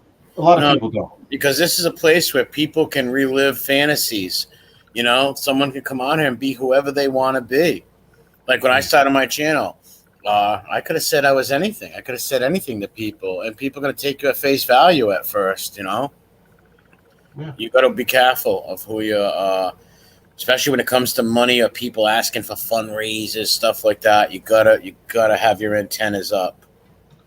You gotta dot your T's and cross your I's, and that's why I don't do those things at all. Can I'm not trying to change the subject, but anybody that's on here right now, go check out Great Finds GR8 and then Finds on YouTube. He's a local detectorist. He goes and finds history, and Emery, you will love Yeah, I this. wanna. I'm gonna. I actually got to take off right now, but I'm gonna look that up. What is it called again? Great GR and the number 8 space finds. GR number 8 space finds. He's a local dude. he goes out and does a lot of metal detecting and recovers relics from everything from like the Revolutionary War till now, for the most part. Check him out. I Yeah, will I will. post. I'll post a link to his channel. Yeah, can you drop Oh, someone? I think they dropped. haunted. Actually, haunted. Haunted goes to Dana. Just did. Thank All you, right, Dana. I'll sub to it. Have a good one and God bless you, Mr. Smith. And tell your wife Thank I said hi and God bless. thank you for joining, and you take care. Always a pleasure. Yes, sir. But yes, anyone that's into history like myself and MRE, check out Great Finds. Um, awesome channel. Him and Aqua Trigger on YouTube. They're both outstanding uh, historians, and also they go and they look and they find uh, pieces of history, relics, from whatever time period, um, and they post it, and they cherish that stuff, which is absolutely awesome. And I greatly respect Great Finds and Aqua Jigger here on YouTube, but they're both local to me for the most part. Um, love it. So thank you, Dana, for posting this link. But Great Finds, thank you for coming on. Uh, in the comments, I love that World War One rifle you showed today. I hope you actually enjoyed the introduction of that, because that was just like totally. It was supposed to be humorous, but it was. I thought it was funny, but yeah.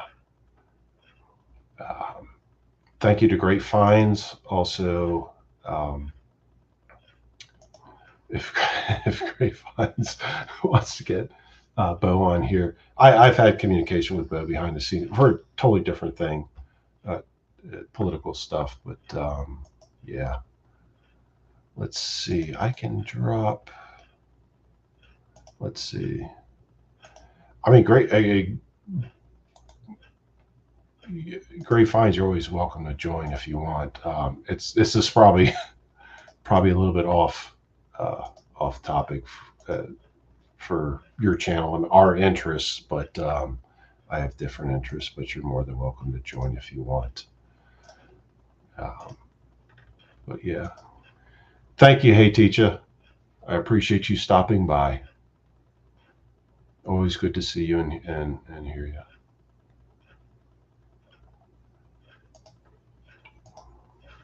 Let's see, go to StreamYard. I'll stick to StreamYard for now. But yeah, um, always. This is when was the last time I did a live stream? I think it's been. Oh, I know it's been over a month, maybe 2 months. Can someone educate me on that? I think it's been.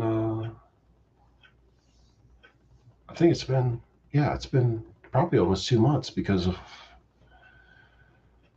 Yes, that's yeah, Dana. It has been. It's been forever ago. Yeah, Donnie. It's been a while because I've been trying to avoid uh, conflict that I have nothing to do with.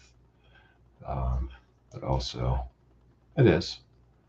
Oh, it is Tommaso. Yeah, try to be drama free because it is drama free. Great finds. Do you want to come on live and explain what you do to everybody that's here? Um, because I know what you do, and I greatly appreciate it. Um, but so Great Finds. He goes out and he goes to different locations. He does his homework, his research. He goes out to different locations, um, does some metal detecting, and he recovers some amazing historic relics uh, that you and I will just walk by or walk over. Yeah, great finds. Take your time. It's not a problem. We'll just walk over them, walk by them, not even see them. Don't know they're either on the surface of the earth or a couple inches or a few inches under the earth. Uh, like stuff dating back to like the Revolutionary War kind of, thing. Uh, pretty awesome stuff. He and Bowie met Aqua Chigger. They go out here and they save history. So it's pretty cool. They save history. Hey, Trocc, how are you?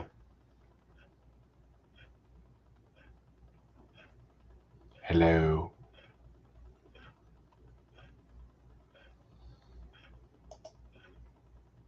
Trocc. Can you hear me? You can't hear me. Oh, Christopher. Can you hear me now? He's muted. Sorry, everybody. Mr. Trocc is muted. He has chosen to do that himself. Now he's unmuted. Now he's Can you hear me? Yeah, we can hear you now. Thank you. Oh, all right. Hold on. I'm in the middle. Hold on 1 second.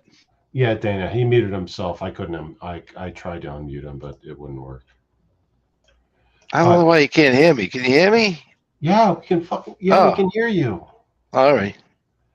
We're waiting for a very good person to join us, and you have to behave yourself, Mr. Trocc.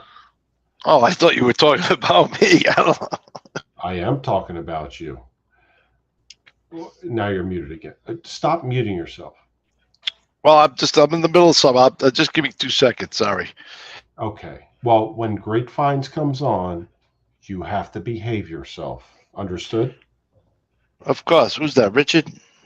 No. All right. All right. Go ahead. Okay. Well, I'm adding him right now because he's a good dude. Hello, sir. How are you? Hey, how's it going, man? Dude, it's awesome. Nice to join you. Welcome to this channel, and I love your videos, your channel, everything you do. I appreciate that, man. That's awesome. Yeah. Yep. You and so the only contact I have with well, I'll just say Aqua Chigger is local county politics. Okay. Put it that way. But I've been following him for a long time, and that's how I came across you. Okay. And you guys work very well together. Well, thank you, sir. Yeah, I've known him for probably going on about 3 years now. Mm-hmm. I met him through some other local detectorists and people in the community. I'm also friends with I don't know if you've seen her before. She doesn't do the metal detecting as much anymore, but he's friends with her. She had like the colored hair, the roll-up covers. Yeah, I know you're talking about. Yeah. Yeah, so I'm friends with them, so they kind of introduced me to Bo. So, yeah, she does like Crazy Lamp Lady or something like that now. I don't know if you've heard of that before. Yeah, that's cool. So, but I want to show you something that I came across, and I'm also big into. I like to go to auctions and flea markets and antique shops. I'm always looking for like military stuff. I don't know if you do that too. But I found I thought it was an original, but it's still kind of cool because I got it for so cheap. This is a World War II training rifle for the Japanese. Oh, nice. You ever seen one? It's missing the bolts. What caliber? It's going to be. I don't even know, but it's not a real gun. I mean, you can kind of tell by the barrel.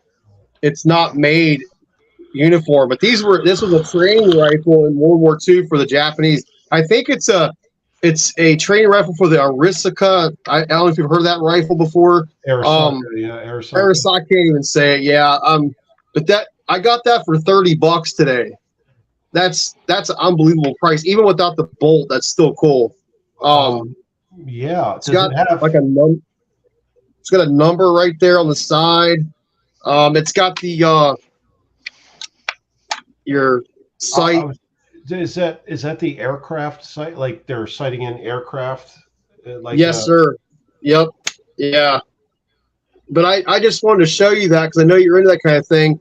Um, but it's not really meant for firing. But I thought about trying to find a bolt for it and just keep it as a collector. I mean, it's still a piece of World War II history, even though it's not been used in like battle. The Japanese infantry trained with that, so $30, you couldn't beat that, you know. Did you say $30? Yeah, I paid $30 for that today. That's it. Yeah, that's unreal. I mean, I don't know what something like that's worth, but it's got to be more than $30. So yeah, a little bit more. Yeah. Even I know a real one would be worth a lot more, but even a training rifle has to have some kind of historical value, I would think. But yeah, that's basically what I do. I go around looking for stuff. So even and a lot of their training rifles, and that's one of the things why I asked, like if it had aircraft, like they would have sights to shoot at incoming aircraft on the rifles. Yep, exactly. I was reading about that on that rifle. But yeah, that's the kind of stuff. It looks like you have a lot of similar interests that I have. But yeah, with the metal detecting, it's a way to learn about our local history. I have found sites before when we're out that we didn't know about. I mean, there's one in particular that I'm very excited about. I don't know if you've seen the video, but I have a permission in the Gettysburg area. Now, I want to clarify, I'm not hunting, government property. I'm on private land. Right, of course not, yeah. People sometimes freak out when they see my videos, and they leave comments like, "Hey, man, you're breaking the law." No, the park doesn't own everything over there. Correct. They own like 75% of it. There's still about 25% of private land. Correct. And I discovered a Confederate grave, possibly. We're going to be getting ground penetrating radar out there to check the ground to see if there's a soldier there. And if there is, we're going to bring the historical group out there. So that video is going to be amazing. And once we get that done, so that's good. I might even get Bo involved. I don't know yet for sure, but yeah, that's pretty incredible that there's a lot of graves out there that people don't know about. Shallow graves. When they would die, they would just bury them. So I watched when they found one and on the battlefields of Gettysburg by the I think it's the Pennsylvania Monument, the giant one where you can actually go up. They actually found a grave by there. This was I don't even know how many years ago now, but they had it all. They actually found a grave right there by it. And I think that was in the railroad cutout, I believe.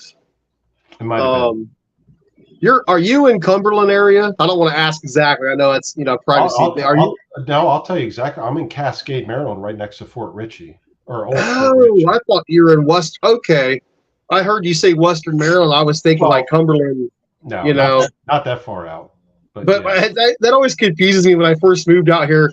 People say Western Maryland. I'm thinking like out in Oakland and out in that area. Right. But you're even over where you're at considered Western Maryland because I forget about the East Coast area. Yeah. I'm at the beginning of Western Maryland. Yeah, exactly. So you're kind of up in the Penmar area. Yeah, right, exactly there. Yeah. Oh, I love that area. Fort Ritchie's up there. Mm-hmm. Always wondered what there is to find around that area, but I guess it's probably something you can't do. High Rock, Appalachian Trail, Camp David's. Camp David's my neighbor. Site R, Site C. Wow. Yeah, I go right through there if I go down to hunt. I go down to Frederick, Maryland a lot and hunt the Monocacy River down there. So I kind of go where I live at, being in Chambersburg. I kind of I meander my way up through Waynesboro and then go up the Blue Ridge Summit. Yep. And take that way up to Thurmont. So I go through there sometimes in that area. Dude, so I know exactly. Yeah, I Blue Ridge is my neighbor. I used to live down the road in Sibyllesville. I was in the Thurmont Volunteer Fire Company for a while. Oh, nice! Thanks for your service. That's awesome, man. But yeah, no, I know exactly. Like, yeah, I mean, you know where I'm at. But, yeah, you're a little closer than I thought. Yeah. Yeah. And how long have you been doing YouTube now? Maybe 2 or 3 years at the most. Okay. Yeah, I've seen you pop up a few times. I just like I said in one of my comments, I appreciate you're one of my original. I've seen you you've been on there for a while. Like the first time I hunted with Chig is when you picked me up, so I appreciate that. No, I think I started watching you. You're in the 3 digits.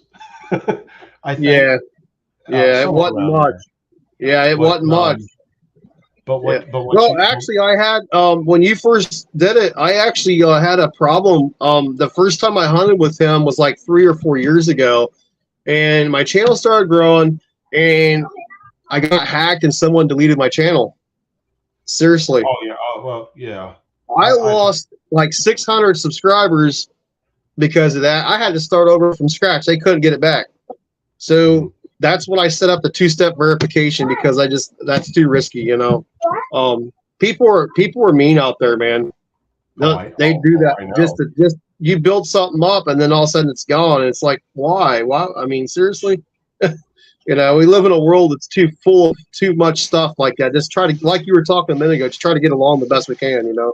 So I know. And it took me. I'm only like 1.4 thousand or something like that, but it took me like 3 years to. It takes time, man. It's a lot of work. And I'm not monetized, and I don't want to be monetized. But it's not worth. It's not even worth it, man. Believe me, it's pennies, man. I don't do it for that. I just do it to bring people's information. I like explaining stuff. It's it's fun. So yeah, it is, and that's why I do it. I'm retired. I'm a retired cop. I was a cop for 30 years. I'm retired. Okay. And so is my wife. She's a retired cop. 25 years. She's retired. I do it for fun. I just do it for. And obviously, the name of my channel, it's gun related and whatever. Yeah. And YouTube hates that, of course. But I do. Yeah. Chris Trocc, are you're breathing too loud, Chris Trocc.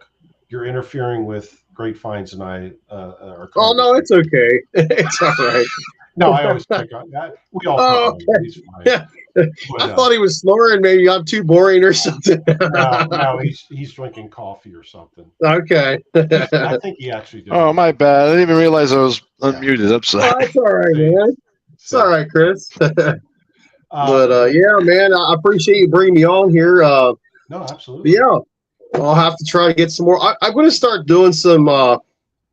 I like the metal detecting, but I don't want to stay too one-dimensional. And I hope people don't not like that. I want to start doing some other type of videos where I do some exploring, and it's not just metal detecting, where I'm going to different historical sites and doing videos. I like doing stories that you may not have heard. You know, I'm going to be doing a story on Bloody Lane in Antietam. I don't know if you've heard of Antietam. Oh yeah. I'm going to do a story on that. So I know there's a lot of channels out there that do that kind of stuff, but for me, it's just fun to do. So, have you seen? You know what I think is pretty neat? You ever see when they go magnet fishing? They throw it in the lake. Yeah, you should see the guns they find in the lakes. Yeah, I just got a magnet. I'm going to start trying some of that stuff. I'm glad you brought that up, Chris. So that's another thing I want to start doing. And some of these places around here, there could be murder weapons in these creeks and stuff. Who knows? Oh, definitely, yeah. They run the numbers and everything. Yeah, you got to call the cops, and they come and do an investigation. Yep. So, I really appreciate you having me on tonight. No, man, absolutely. I admire what you do. You and Bo. I love it. Thank you.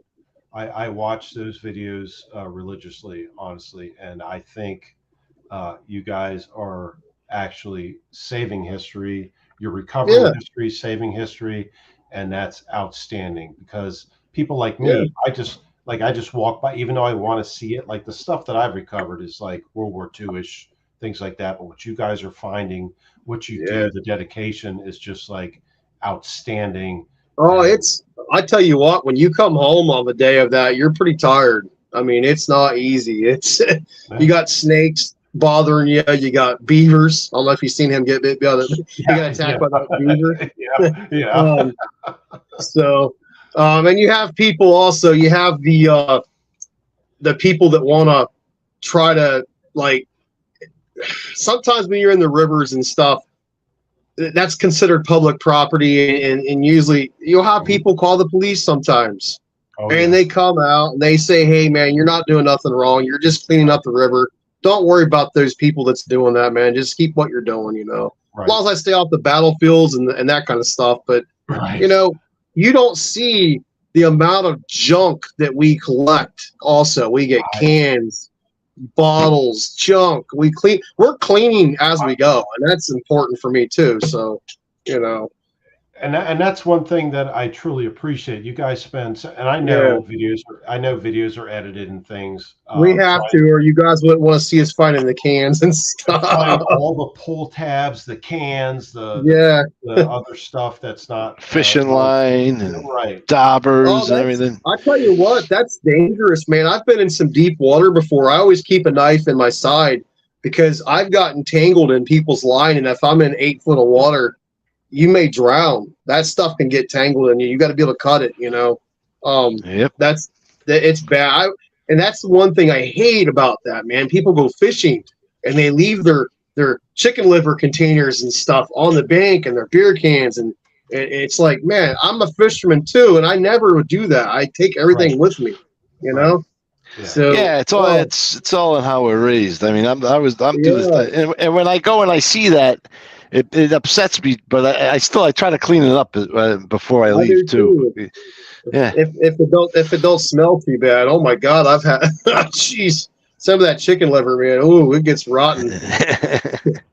But yeah, the other day I haven't put this video out yet. It's kind of I got like 8 videos I got to get done. It takes a lot to do that editing stuff. But I was out detecting, and here come a smallmouth bass swimming up, and it was acting kind of funny. So I reached down in the water and pick it up. And it let me pick it up. I looked down in its throat. Somebody had cut the fishing lure because it swallowed the hook. So it looked like it'd been there forever because it was all rusted and stuff. So I actually got my pliers out. And it's in the video. I take the lure out, and I saved that fish's life, and it took off, you know. So that felt pretty good. So that is awesome. Yeah. That is awesome. But that's what we do, man. We're out there. We're trying to get this younger generation into this kind of stuff because, you know, it's kind of the historical part of our country and our history is we need the younger people to carry that on, because once we get older, it's gone. And it's just, you know, they're losing interest in it. The phones and the internet and these video games and stuff, it's taken over everybody, you know. I agree. That's actually true. You know, it's kind of fun when I'm out. Occasionally, I'll have some little kids come up to me and I'll start showing them some of the Civil War bullets and stuff, and they really love. They think that's so interesting. They don't really understand it, of course, but you know, it's a fun thing to do, to teach. I don't know if you've seen did you see the video where we were talking about the boat broke down, his river rat? Yeah. Dude, you know how far we had to. Do you know where Shepherdstown, West Virginia is at? Yes, absolutely. We were in that stretch of the Potomac. Okay, it broke down. We pulled that thing 2 miles upstream. I have no doubt. Wow. I was so freaking tired when we got done that day. I was sore. I tell you what, he's 61 years old. Yeah. People don't realize that. I am 45 years old, and I was dead. He must be used to doing that or something, because I couldn't get out of bed the next morning. I mean, I was dead. Some of the they were made differently back then. Some of the places Bo goes and the time he spends there, I'm like, seriously, like you spent the entire day dragging this around and doing it. Like, I don't know how he does it, but I mean, that was the worst. I mean, what happened was a little pebble got stuck in the jet. Yeah. And there's supposed to be a system in there. I don't know how them jet motors work, but there's a grading system that's supposed to push that out. And it got stuck in there. So we're sticking our arm up inside there trying to get that pebble out of there for like 2 hours. I said, you know what, Bo? To hell with it. We're going to take the boat. And we're going to go upstream. And then I come up as we're walking in the water. We see a gun on the bottom of the water. I'm like, oh, dude, it's a 9. It's a 45. Yeah, that's. I remember. Yeah. The toy gun. Yep. That thing looked like a real gun on the bottom. We thought we found some kind of murder weapon or something, but that's what it's all about. Just having fun and just getting out there and exploring, man. That's that's all it's about. Right. So. And I watched that video when you found that. I'm like, oh my God, they just found an old Smith and Wesson, like an old. Yeah, Smith that's what I thought it was too. I thought it was a 45 at first. And then and then I saw like the color on the barrel tip. I'm like, oh. Have you seen some of his older videos where he finds a complete percussion rifle or a musket? Dude, can you imagine finding something like that? I've seen his videos going back like almost 10 years. I mean, of course it's in relic rusty condition, but man, I'd hang that on the wall or clean it up and everything. But the one that he found, the hammer is pulled back. So that soldier was probably getting ready to fire and he was killed. I mean, the percussion was back, ready to go. Yeah. And that gun still had a bullet inside that gun. He x-rayed that barrel and that bullet was still in there. So that soldier took the time to pack the bullet, got it ready, pulled the hammer back and was getting ready to fire. And he was shot and the bullet's still in the barrel. That's amazing. To me, that just... What also, that's actually valid, of course. But what amazes me, he's just like walking down the stream, the creek, or the river, and he's like, I see something. Not even there's no, waving the wand, or it's like I see something, and I think, and then next thing you know, he pulls up a complete musket or carbine or an artillery shell. Or something. He's just like, see, I'm like, how do I, like, if I go along the Monocacy or Antietam Creek or something like that, how do I miss that stuff?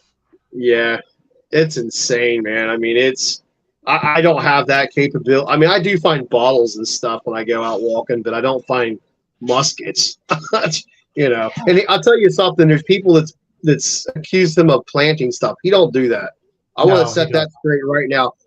He has never done that. I've never done that. I've had people comment on my videos and said, man, you just put that in the ground. That's something I will never do. I'd rather delete my channel and never do anything like that ever again if I'm going to do something like that. Why would I want to do that?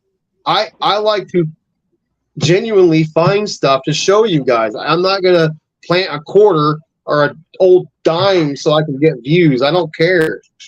That's not what I'm about. It's more about finding this stuff, And the first thing these dummies that say these kind of things is what we should tell them, like, well, if they planted it, where did they get it from in the first place? You know what I mean? It's like I'm gonna go to an antique shop and spend $300 on something, Yeah. And throw it in the water. Yeah. And here's the one I got the other day. I'm hunting a site down in Virginia, down in Culpeper. I don't know if you know where Culpeper's at. I do. And I'm hunting a Civil War site, and I find a 1945 quarter, and they accuse me of planting that. Okay, first of all, do you think I'm going to plant a basic silver quarter from 1945 in a Civil War site? I'm going to plant something a little better than a quarter. Right. It's not like I'm looking for that. It's just a quarter. Yeah, it's silver, but it's just a 45 quarter. It's not like it's worth like $5. It's not a. So people are. I mean, you and I both know you have to deal with. People. It's on here. It is. I think the thing is they don't realize there's stuff out there to find. It's not that it's not there. It's there. They don't know. Nor do they actually. A lot of people don't care, and that's a problem. I know that's the thing too. I mean, it's out there. That thing he found in this last video, that Shaco. I don't know if you know what a Shaco badge. I mean, that's the hat. Yes, the helmet. That is insane. I mean, I know you couldn't talk. Oh, dude, what am I gonna say? It's like, and I tell you what, I've had him at several places, and he tends to find it. It's like, man, I found a real quick story here. Have you seen? I found a couple artillery shells. Yes. And Did you know they found one recently at Round Top about 6 months ago? Yes. They shut the whole park down for that. I know. They, I mean, you're a former law enforcement officer. You don't need to do that. Those shells are not dangerous unless you have them near a spark or heat. Right. They can't just spontaneously. I mean, I treat them with respect when I dig them, of course. I'm not sitting there throwing them around. I put them in a bucket of water is what you do. Right. But do you realize when you go to that battlefield, there is still artillery shells? Oh, there's tons of stuff still there to this day. They still could do some damage. So I take him to Bo. He has a bunker at the house. He puts them in water. He has a remote control, and he drills them with that remote control. So there's no chance of him blowing himself up. I mean, that's what he does. He's been doing it for 30 years. Right. Drilling with the water flowing and all. Yeah, it's not going to explode when you can't. They are made just like a firework. Yes. Okay, they have a percussion fuse that screws in the front. It sends a charge down through the artillery shell into the cavity where you got your your powders in there. Correct. Okay, there's just enough powder in there. That's not really that much. It's just enough. They want that that explosion to happen. They don't want it to be too much. Correct. But yeah, they're not. I can understand it's on. It's at a battlefield and there's people there. They don't want tourists getting. I understand that, but I just, one person's like, well, what are you afraid to hit? You're not, I've handled them enough. I know what I'm doing. They're not, but it is what it is. So. And we just had, now, my wife and I, okay, go ahead. Oh, I'm sorry. My wife and I had friends in from New Hampshire. Yeah. And we took them to Gettysburg, but the Little Round Top was closed for renovations. Yeah, renovation improvements and stuff. I'm like, all right. I know. You wanted them to see that, and they got it closed. Yep. That sucks, and that's my favorite spot on the battlefield. I don't know if you've seen the Gettysburg movie with Chamberlain when he draws bayonets and they don't have any bullets left. Joshua Chamberlain is probably like my favorite person in the Civil War because of that. What he did that day. I'm not biased. I respect both sides. I'm not like some people get upset with the whole Confederate. To me, it's just it is what it is. It's history. It's you can't change it. You can learn from it, but you can't change it. Well, people still are trying to change history, but it is what it is. Yeah. It's not going to happen. The best part about that movie, and I've said it before, I'll say it again. The best part of that movie Gettysburg was the car driving in the background off the battlefield. That was the best. Yeah, part. I heard about that. They're getting ready to do one of my friends got lucky and got tickets. The reunion's coming up here soon for that movie, and all the actors that are still living are going to be in Gettysburg signing autographs and stuff. And he got a ticket for that. I would have loved to be able to go. Yeah, I know. Yeah, I don't know when it is. Like it's coming up sometime in September, but the reunion's coming up, and they're going to have Jeff Daniels there. All the big actors are going to be there. So really, I'm going to have to look that up. Yeah, the guy who played General Armistead, when he says for Virginia, he had cancer during that time, and he passed away shortly after that movie. Okay. So in the scene where he's about to die on the battlefield, that acting is so good because he actually was dying. That people have talked about that. The guy that played that part, I don't know if you knew that he had terminal cancer. Yeah, I don't know what the actor's name was that played General Armistead, but he's the guy when they're getting ready to do Pickett's charge at the end of the movie, and he says for Virginia, and he's got his sword in the air, and he's got his hat through the sword, charging. Right. He actually lived like a month after that movie and passed away. So when he was doing that, it's kind of sad to think about. During that scene, he was thinking about his own life, and that's why it was such a good act. It's amazing he still did everything he did. He wanted to finish his movie, So, but it's a good movie. Sam Elliott was in that too, right? Yeah, he played a really good. I think he played Buford, the cavalry guy. Yeah, because he was in that. Oh, and also another part. It's kind of weird. Well, so when Sam Elliott, like he was in the tower, like not The cemetery, the cupola, yeah. yeah. So he's up there, but also if you notice, like in the movie, they actually have like Anderson windows in part of the part of Oh the my gosh, I think I do remember that now. That's hilarious. and it's like, Yeah, wow, yeah. Anderson windows, they were around back then. yeah, it was. That's funny. hilarious. It was funny, but I go there. I go there just to meet Sam Elliott, like just to. Yeah. And Jeff Daniels, to me, it's like he has to be a great actor to go from playing that part of Chamberlain to Dumb and Dumber. You know, Yes. it's like, you know, you got to be that's great. You know, everybody has talked about that, how he goes from Gettysburg to Dumb and Dumber. You know, it's like, I know that was hysterical.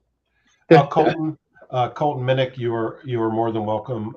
Thank you for joining, and I'm glad you're getting more subs. You're a good dude. Colton Minnick is, I think I said earlier, Colton Minnick's the son of one of my friends who's I worked or was a volunteer firefighter with. But Colton, cool. He's a decent young man. And does he have a channel? He does, and I think somebody dropped the link. Colton, go ahead and let's see. Hold on, I'm going to make him. I won't be able to see it, but can you just tell it to me and I'll write it down? Yeah, let me find it because it was dropped. Can somebody drop Colton Minnick's channel again, because I am having a difficult time going through it. Don't worry about Colton, no problem. I'll just write it down here. Yeah, it's Colton. This is my trusty this is my Civil War bullet pen. See how the top, mini balls, yeah. Yeah.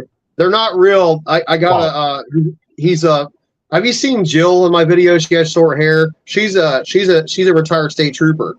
And her husband makes these pens that look like a bullet. It's made out of wood. It's got a rifle.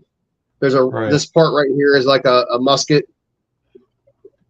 Isn't that cool? Yeah, it is cool. And that's cool. Yeah, that's cool. What was she Pennsylvania or Maryland? She's from Nevada. She moved out here, Pennsylvania. You know, Pennsylvania is one of those states that doesn't tax your pension, I guess, or whatever. Right. So she retired from the state police out there in Nevada. Her husband was a state trooper as well, and they live in somewhere in this area. I don't know exactly, but yeah, she loves metal detecting. And it was funny one day. We were down hunting somewhere in Maryland, and she found a bullet. And I said, "You know that's fired, don't you?" And she looked at me. She says, "Mike, I'm a former cop. I can tell there's rifling on that bullet. We used to inspect, when they would do crime scenes and stuff." So it was kind of funny. So. You know what's really weird about that? One of my good lifelong friends is Nevada State Police. They used to be Highway Patrol, but Nevada State. Oh, Police. Really? She may know him. He is the president of the Troopers Association, and they just got a 21% rate. His name is Dan Gordon. He's a trooper.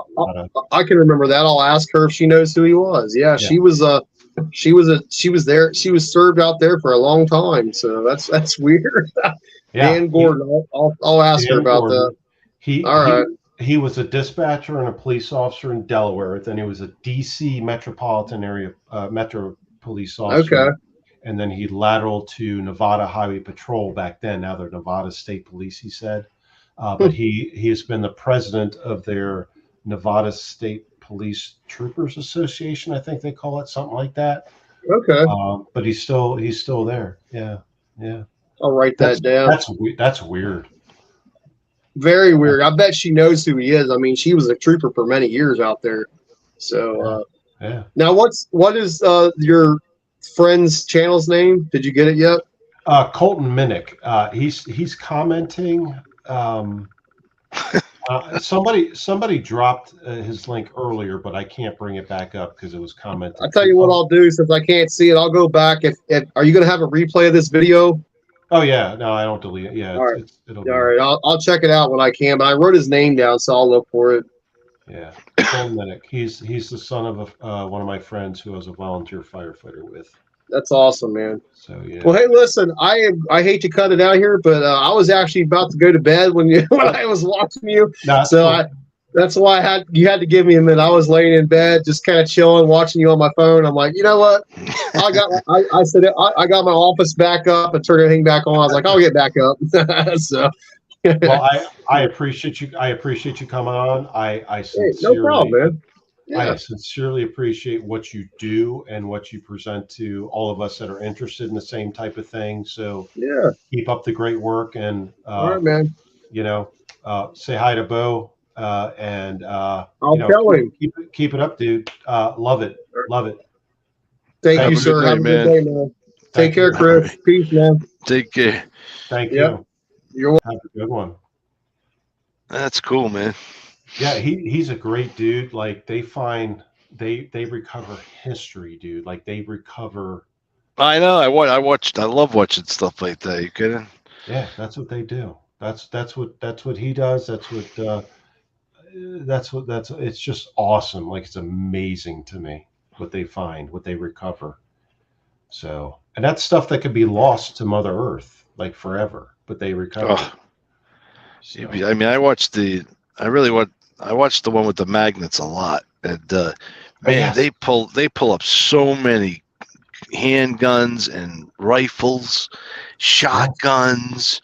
Like I can't believe the amount of firearms they find in the rivers and the streams, close to their homes. yeah. It's like they just people just throw their stuff over a bridge or something, and then they just find them 10 years later.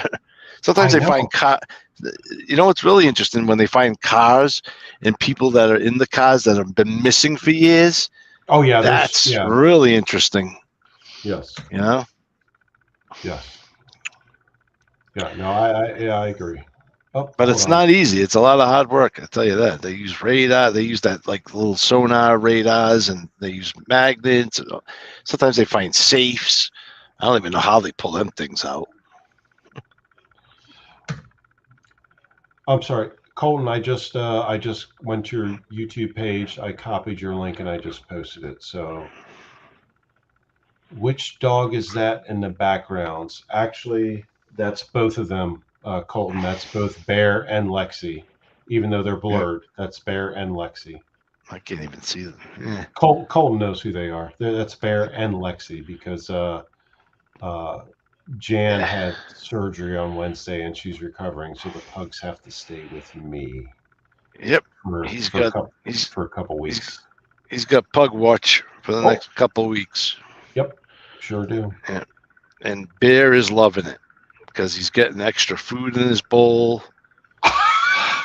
You're a narc.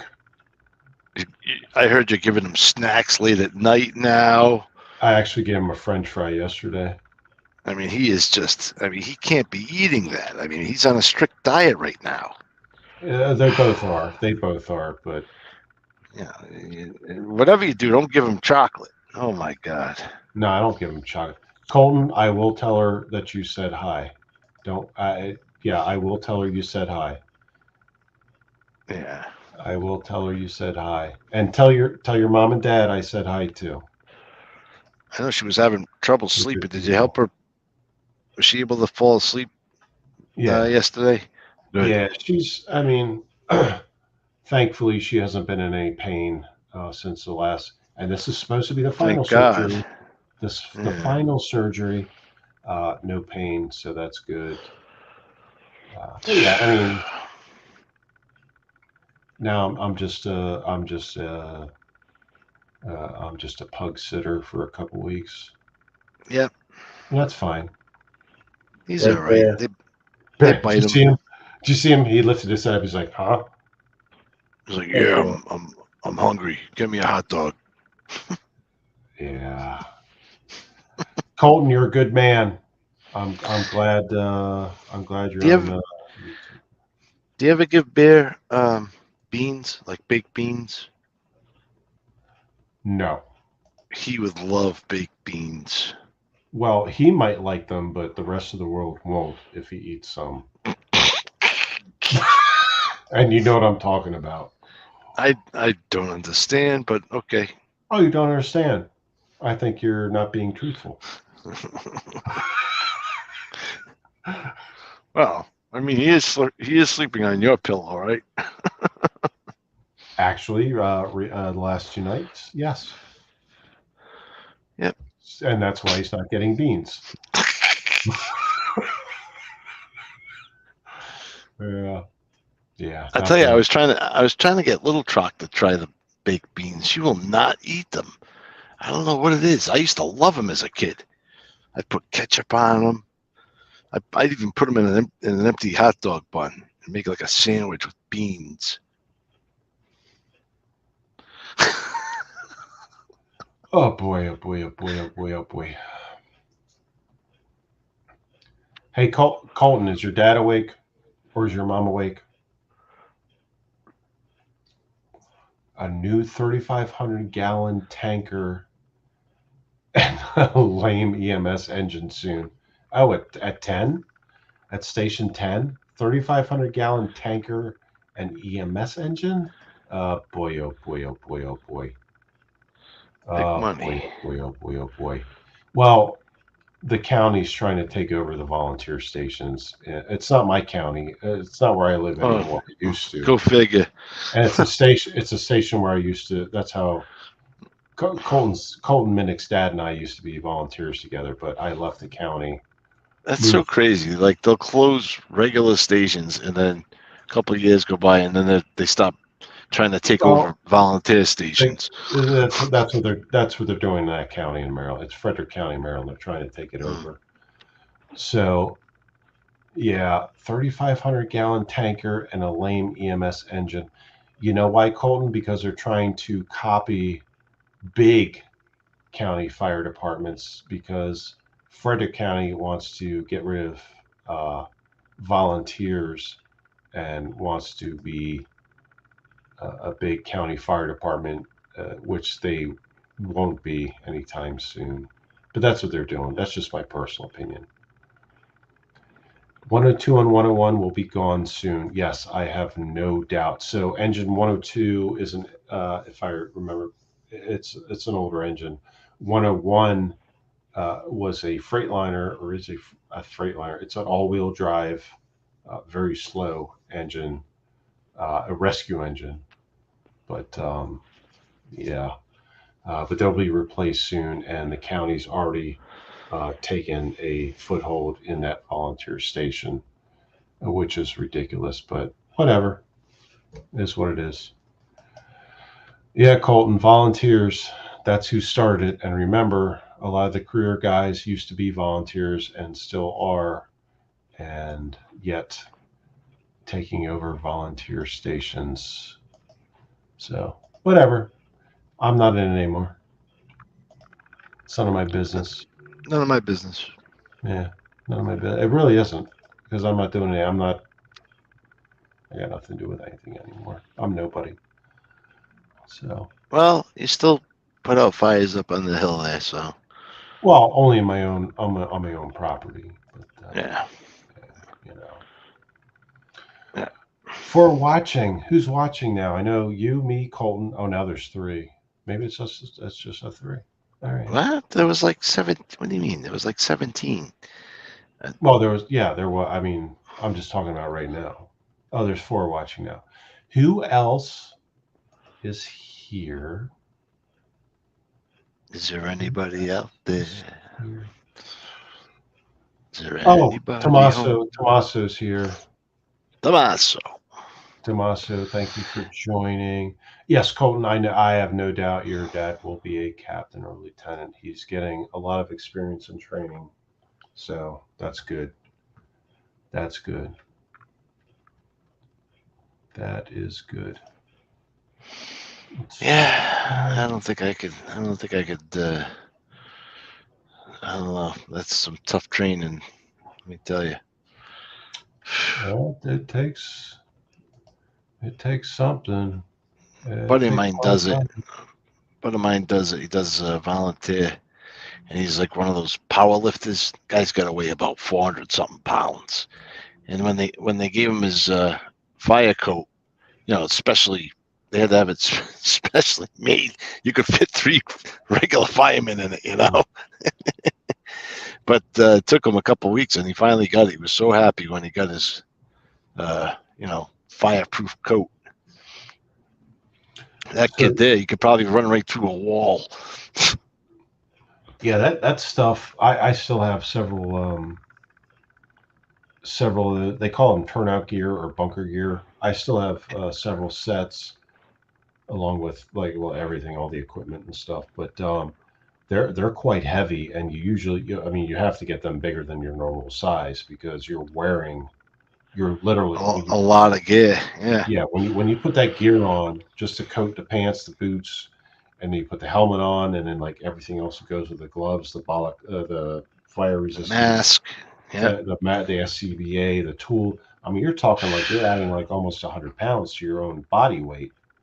So it was. But I was younger too. I've been told that even wearing all that respiratory stuff, firemen are still getting sick. Through all the years of going into these fires with all this toxic smoke, it's still affecting them, even Correct. with the masks on and everything. Because the stuff is stuck on their gear and the gear is not washed properly. Well, it is now, but back in the day, up until recently, it wasn't. So all the toxins were stuck to the gear, but they don't properly wash or frequently wash the gear. So yeah. Colton, I know you have your own gear. What do you still have the stuff I gave you? Or are you still? I know your dad gave you stuff too. But what do you got? What gear do you got? You have a leather yet? You got a leather lid? A leather lid means a helmet for anybody that doesn't. He's got to have a helmet. Well, I know he has a helmet, but I'm talking about we call them a leather lid, a leather helmet. So, and they're expensive and especially right now they're not easy to obtain. I'm looking at 2 of mine right now to my left. Yeah. Oh, you got an 880. Okay. All right, that's cool. Nothing wrong with that. 880 is fine. That works. Kid knows his. Colton, tell Mr. Chris how old you are, just so he knows who he's talking to. But Colton knows his fire rescue stuff for sure. He's been raised around it between his father and I in the fire department. He knows his stuff. I gave him a police badge. Colton, do you still have that badge I gave you? Yeah, he's 12. He's 12. Colton, do you still have that badge I gave you, the police badge I gave you from Police Memorial Week, or Law Enforcement Officers Memorial Week? I think you do. I'm pretty sure you do.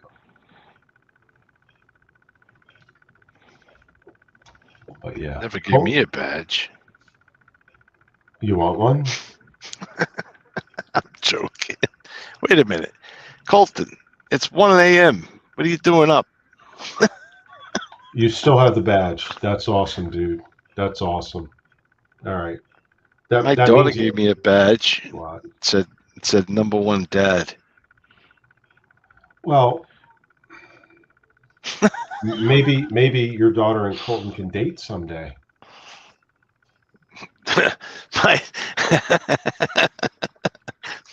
my daughter, she's not going to date, not until she's like 46. Colton, your mother would probably punch me in the face for saying that. But maybe you and Chris Trocc's daughter can date someday. But don't let your mom punch me in the face. Thank you. I appreciate it. His mom's a tough chick. Like, she's a tough chick. Like, I wouldn't want to be punched in the face by his mom. They probably want him to finish. They probably want him to finish college first. Like my I told my daughter she got to finish college before she could talk to boys. Yeah. Oh, God almighty. Wishful thinking.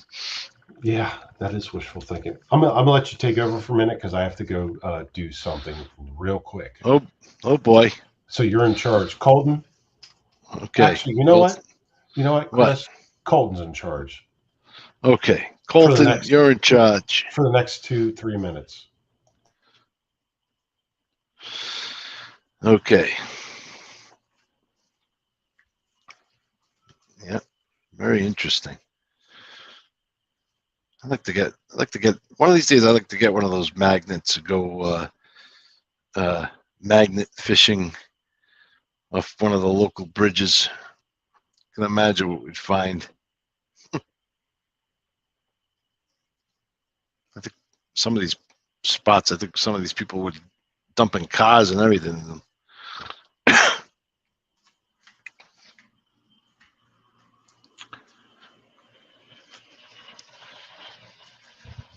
He's probably feeding Bear.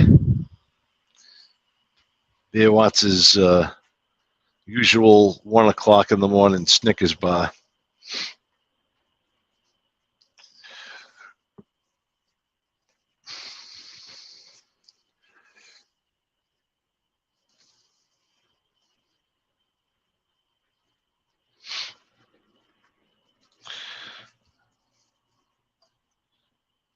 I can't even see the chat. Let me see if I can. Hold on. How do I work this phone? I'm going to minimize this.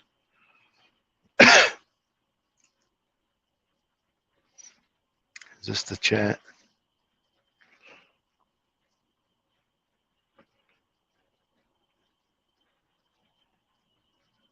Oh, Colton wants some Pop-Tarts. Colton, it's too late for Pop-Tarts. Why? It's What if 1 they're like s'mores? Colton, I hope you took good care of my channel while I was gone for 2 minutes. Thank you. Appreciate that. He did. We were talking about Pop-Tarts and magnet fishing. Okay. Colton's a very good fisherman. He's very good at fishing too. His father taught him. I agree. I agree, Colton. I'm not big on the brown sugar ones either. I like the, what are they? Chocolate? They got Chocolate. Wait, chocolate chip what?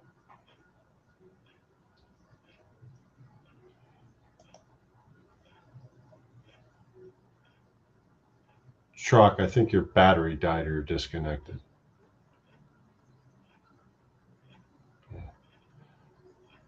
Yeah. Colton spent his, he's 12 now, but I've known him since he was like 0+1. Oh, there you go. Now we can hear you. what do you, oh, because I was over in the little kitchen area probably. Yeah, your audio just cut out completely. Yeah, it's when you go over to that little square of a island over there, and no, I get it's like the Bermuda Triangle. Yeah. Where's Kim's tripping? I don't know. I don't know. You should text I'm people. I'm gonna send her a text. Yeah, let people know I'm live because this is a rarity now. I know I got a notification, but at the time I was arguing with Little Trocc, and she had a wiffle ball bat, and so it was the kind of, yeah, you were a hostage. Yes, she took my computer chair, and she wasn't being nice, and it was all because she had candy before she went to bed. She had too much sugar in her. I hope, unless she's possessed. But she really gave me a whipping, man. It was one of those wiffle ball bats that they're a little short and wider ones. It's not like a long, skinny one. Mm-hmm. You know, it was more like a club from like the Flintstone age. You know. Right. Yeah, that hurt. I just saw a text I got like literally a half hour ago. I'm in trouble. With what? Apparently, I'm being too loud. What? When did you get too loud? I can barely hear you. Yeah. So I'll end the live in a minute. In a minute. Oh, maybe when you were talking earlier.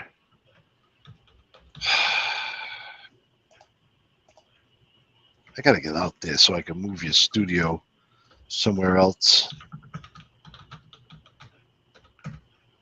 Yeah, but I'd like to put you out in the barn there, you know, yeah, but with the bears. That way the bears come in there and the bears. you get them on the camera. It'd be funny as hell if a bear walked in the barn and you're doing a live and you give them a beer. Yeah, no. Jan texted me a half hour ago and said, "I just saw it." Well, it's a half hour ago. She said, "How long are you going to be on the phone?" I'm like, "I'm not on the phone." Well, don't text her back. You'll wake her back up where she fell asleep. Too late. You just don't. You don't think. Yeah, but I'll end it here now. But God, I mean, she's recovering. I gotta be nice. So Yeah. but thank you, everybody, for watching, liking, commenting, and subscribing. And Chris, you want to finish it? Yes. Thank you for coming.